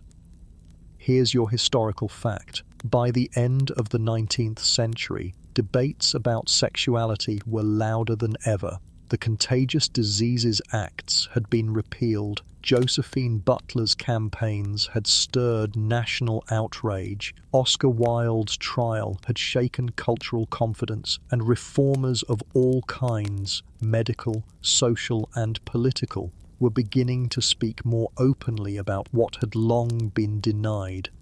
The contradictions of Victorian sexuality did not vanish, but they became harder to ignore. Now imagine a dawn breaking over London in 1899. The city wakes slowly, carts rattling, markets stirring. Yet beneath the ordinary bustle is a queue. Wet transformation. Men and women carry with them the scars of repression, the memory of scandal, the weight of hypocrisy. A maid hangs laundry in a narrow alley, humming softly. She has read bawdy pamphlets passed down through servants' quarters. A gentleman buys his morning paper, glancing nervously to see whether another colleague has been named in a scandal. A widow dons her mourning veil, but her eyes glimmer faintly, knowing her allure is heightened. Life resumes, but the contradictions remain woven into every gesture. A quirky tidbit. By the 1890s, advertisements for marriage aids and nervous restoratives became so common in newspapers that moralists complained the classifieds were more obscene than the streets. Yet the ads kept selling, proof that desire found its way even into the margins of respectability. Historians still argue how to judge the Victorians. Were they truly repressed, or were they simply hypocritical, saying one thing and doing another? Some insist repression was real, shaping lives and crushing voices. Others argue desire thrived in secret, and the repression was mostly theatre. The truth, as you've seen in every corner, is that both are true. Repression was real, but so was desire, and it seeped through every crack of the facade. Step into a drawing room one last time. A family gathers, their voices low, their manners precise. Father sips tea, mother embroiders, children recite lessons, yet beneath the surface every member of the household carries knowledge they cannot speak.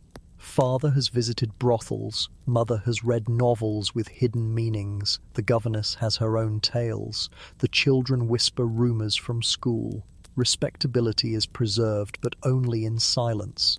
The entire household is a play, its script written by fear and desire in equal measure. Here's your light joke for this closing section. If Victorians had invented social media, every post would have been a moral lecture by day and a scandalous DM by night. You smile at the thought, but it fades quickly because you know their contradictions were not harmless quirks. They were burdens carried in silence, often with devastating cost. Another fact, by 1900, thinkers like Havelock Ellis and Sigmund Freud were beginning to publish works on sexuality, challenging taboos with clinical language. Though controversial, their writings cracked the mask further, dragging secrets into the open. What had once been whispered in alleys or printed in brown paper wrappers began, slowly, to be spoken aloud in scholarly halls. The curtain was falling on Victorian repression, but the shadows it cast lingered into the next century. Now picture the streets themselves as the curtain lowers. The brothel lamps go dark, their laughter silenced. The morgue doors close, its whispers sealed away. The presses that churned out pornography sit idle, ink drying on the floor. Even the corset makers rest their needles. The stage empties, the audience disperses, and silence settles over the city. Yet in that silence, the memory of everything remains. The cries, the laughter, the fainting, the moans, the shame, the thrill. Nothing is erased, it merely sinks into shadow. A quirky tidbit. Queen Victoria herself, symbol of propriety, wrote letters that revealed an unexpectedly frank enjoyment of marital intimacy with Prince Albert. The contrast between her public image and private life epitomizes the entire age. Even the monarch was not immune to the contradictions of repression and desire. Historians still argue whether the Victorian age was uniquely hypocritical or simply human in its contradictions. Some see it as an extreme case, where moral fervour and sexual obsession collided spectacularly. Others suggest it was no different from any other time, only more documented, more dramatised. Yet the fascination endures precisely because the contradictions were so vivid, so theatrical, so unmistakably human. One last image lingers as you finish the journey, a foggy London street at dawn. The lamps sputter out, replaced by pale sunlight breaking over rooftops. The city looks ordinary again, its sins and scandals hidden beneath the hum of daily life. Yet you know what lies behind the curtains, beneath the veils, under the corsets, and between the lines of books. You have walked the shadows of Victorian desire, seen its masks and its truths, and now the night gives way to morning, leaving only echoes. The journey slows now, as though your steps themselves are growing heavier, softer, more measured. The fog that once pressed so thickly around you begins to thin, dissolving into air so still you can almost hear your own heartbeat. The lamps gutter out one by one, their flames sighing into darkness until only the faintest silver light of dawn glimmers above the rooftops. The noises of scandal, of laughter and cries, of printing presses and courtrooms fade into silence like the closing notes of a symphony. You breathe deeply, and with each breath, the tension unwinds. The images of corsets and brothels, of morgues and seances, of whispered scandals and repressed desires all begin to blur as though painted on glass, now washed by gentle rain. They are not gone, they never truly vanish, but they recede into distance, leaving behind only the awareness that history is always layered, always contradictory, always human. The streets you've walked grow wider, emptier, until you find yourself standing alone at the edge of a river. The water flows steadily, its surface catching the first pale gold of sunrise. The ripples shimmer softly, as if whispering that time its sea. Lef moves on, carrying away secrets and leaving peace in their place. You watch the current, and in its steady rhythm you find calm. Now the voices of the past are no longer urgent. They are softened into echoes, murmurs fading like fog. The contradictions of repression and desire lose their edge, becoming stories and then dreams. You close your eyes, the world quiet around you, your breath steady, the dawn spreading warmth across your skin. The journey ends not in scandal, but in rest.